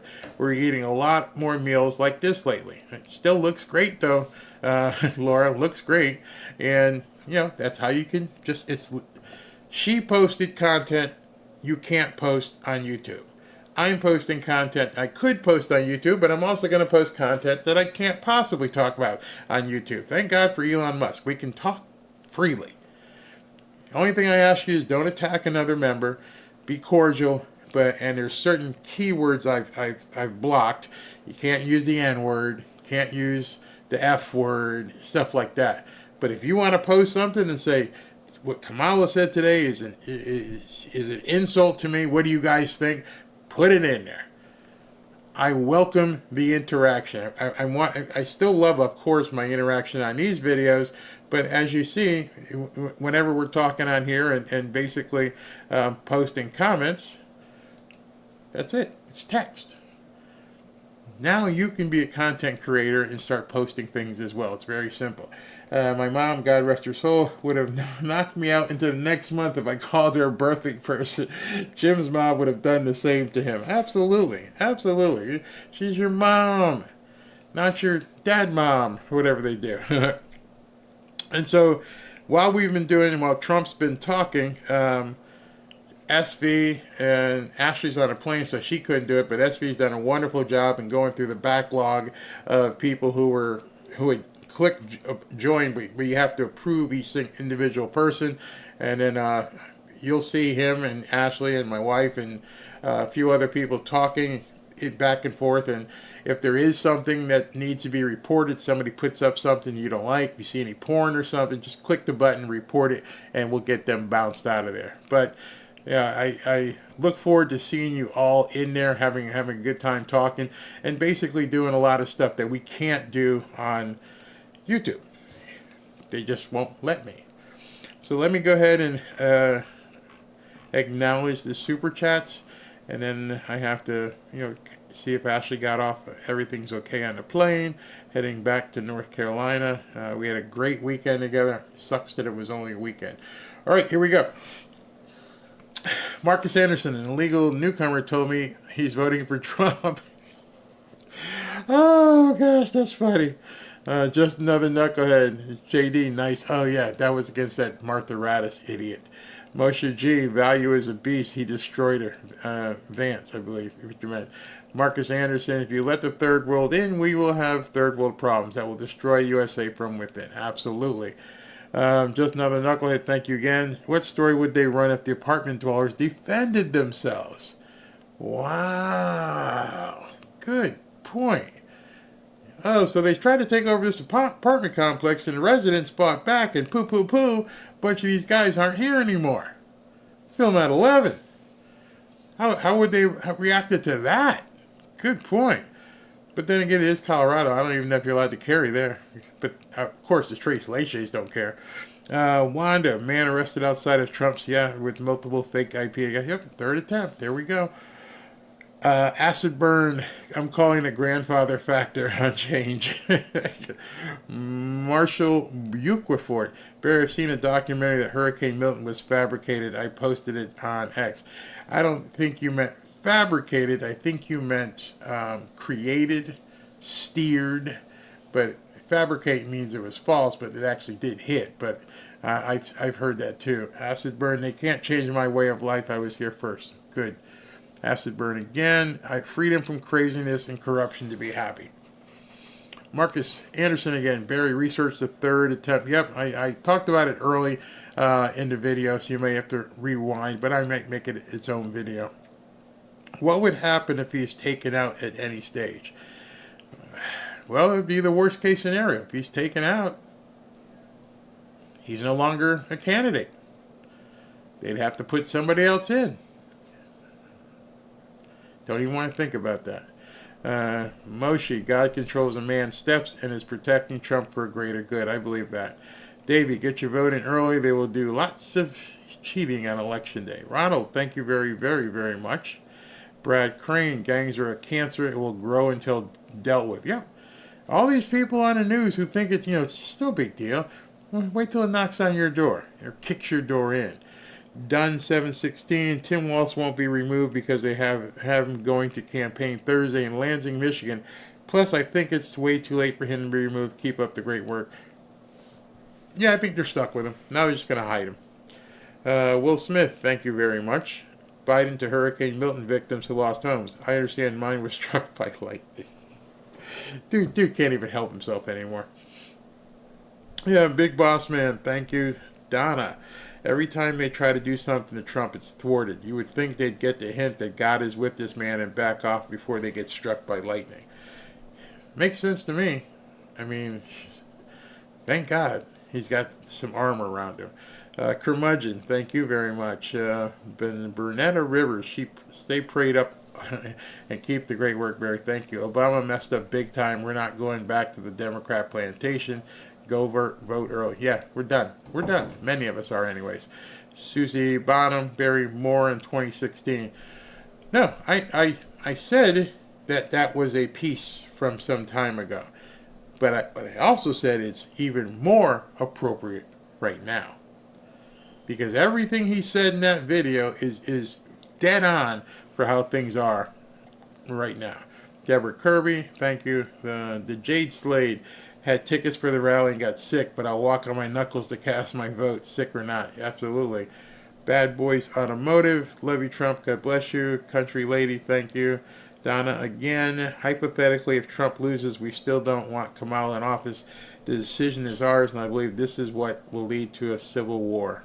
I'm talking to you, Raskin. They can't stop him. At this point, it would be looking... Put it this way, they're going to have to pull out anything they try. There's nothing left. Since 2016, you've tried everything. Everything. The only thing they had left, and many of us, including Tucker Carlson, said the only thing they have left is to do what they're trying to do. Tim Sperry, Waltz was pulling down his peekaboo shirt. Moto Man, Barry, how can I share that video you played at 5 p.m. when you took a break? I thought it was great. I actually posted it yesterday, but I'll post that in the Twitter group. Mahalia, let me see. I just gotta. I get messages like from Ashley and SV and the mods during the show. He's asking me to check out something. What he says. Barry, a user super chatted you yesterday and claims you never acknowledged. His name is TB. Can you give him a shout out?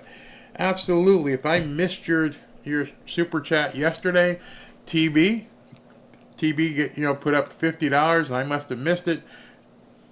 My bad. Mea culpa. Thank you very, very much. It's greatly appreciated. I'm sorry sometimes. I'm a one-man person. There's no producer sitting over here, and there's no assistants sitting over here. It's me running all these things, pushing all these buttons, and sometimes I miss something. I'm human. I apologize. Thank you very much. Mahalia, thank you. Trisha Whistler, thank you. Fazul, I like that. Thank you. Chris A, thank you very much. Barbara Bonaparte, hey Barry, just here and X, thank you for all you do. Thank you. Ruger's mom, prayers for President Trump. Please restore our country. Thank you. Bob Trump, hope you grow your channel bigger than Rogan. I like your show better. Thank you very much. He's been doing it for a lot longer. I'm coming for him now. I ain't stopping. Donation Corner, promise made, promise kept. Trump 2024, Fresno. Thank you. Donna O'Rear, Barry, I joined when there was only 90. I'm not there and still pending. Why? Do me a favor, Donna, and send me your screen name, because I'm not sure when you posted this. But like I said, SB has been working kind of hard trying to approve everybody. There's still a bunch to approve, so let me know what your screen name is on Twitter, and I'll look it up. Big Cat Brother, thank you. You're awesome, Barry. Raquel Sandoval, Arizona for Trump. We need him. God, please protect him. Absolutely. Went too fast there. Where was that? Okay. Parker Shane, what if Kamala refuses? She can't. She can say she don't want to, then she better resign. I mean, you just can't decide not to. You can do whatever you want. If you want to make it a legal thing and make yourself look stupid, then fine. Marcus Anderson, which we know they're desperate. We know she's desperate. We know that their party basically might be done when they lose. So I would expect her to put up some sort of crazy fight. I expect them to run into court, but they're going to have to get something to the Supreme Court, and then they're done. They're absolutely done. Barron Trump 2042. Democrats never have power again. Greg Drieger, thank you. Danny or Mary Lou Truex, can't wait for your X show. We are all in. Just get over there and get inside there for sure. Isaac Stillman, sinner's conversion. Trump is trusting in God's protection. And Don Delberto, Transformers more than meets the eye. Transformers, two genders in disguise. Thanks everybody for tuning in. Well, this one went for 3.5 hours. Sorry I was late getting in. Had to get the family all settled, but I'm glad I could get on and still continue. Want you guys to check me out tomorrow. I'm going to be doing a regular show, provided Trump doesn't change things. And then tonight what I'm going to do, instead of putting another show here, there's some interesting stuff coming out about Tim Walz. I think we should talk about that tonight. I'm going to go spend some time with the wife, have dinner, and then we're gonna go live inside of Twitter. All right, talk to you guys tonight. Thank you very, very much for tuning in.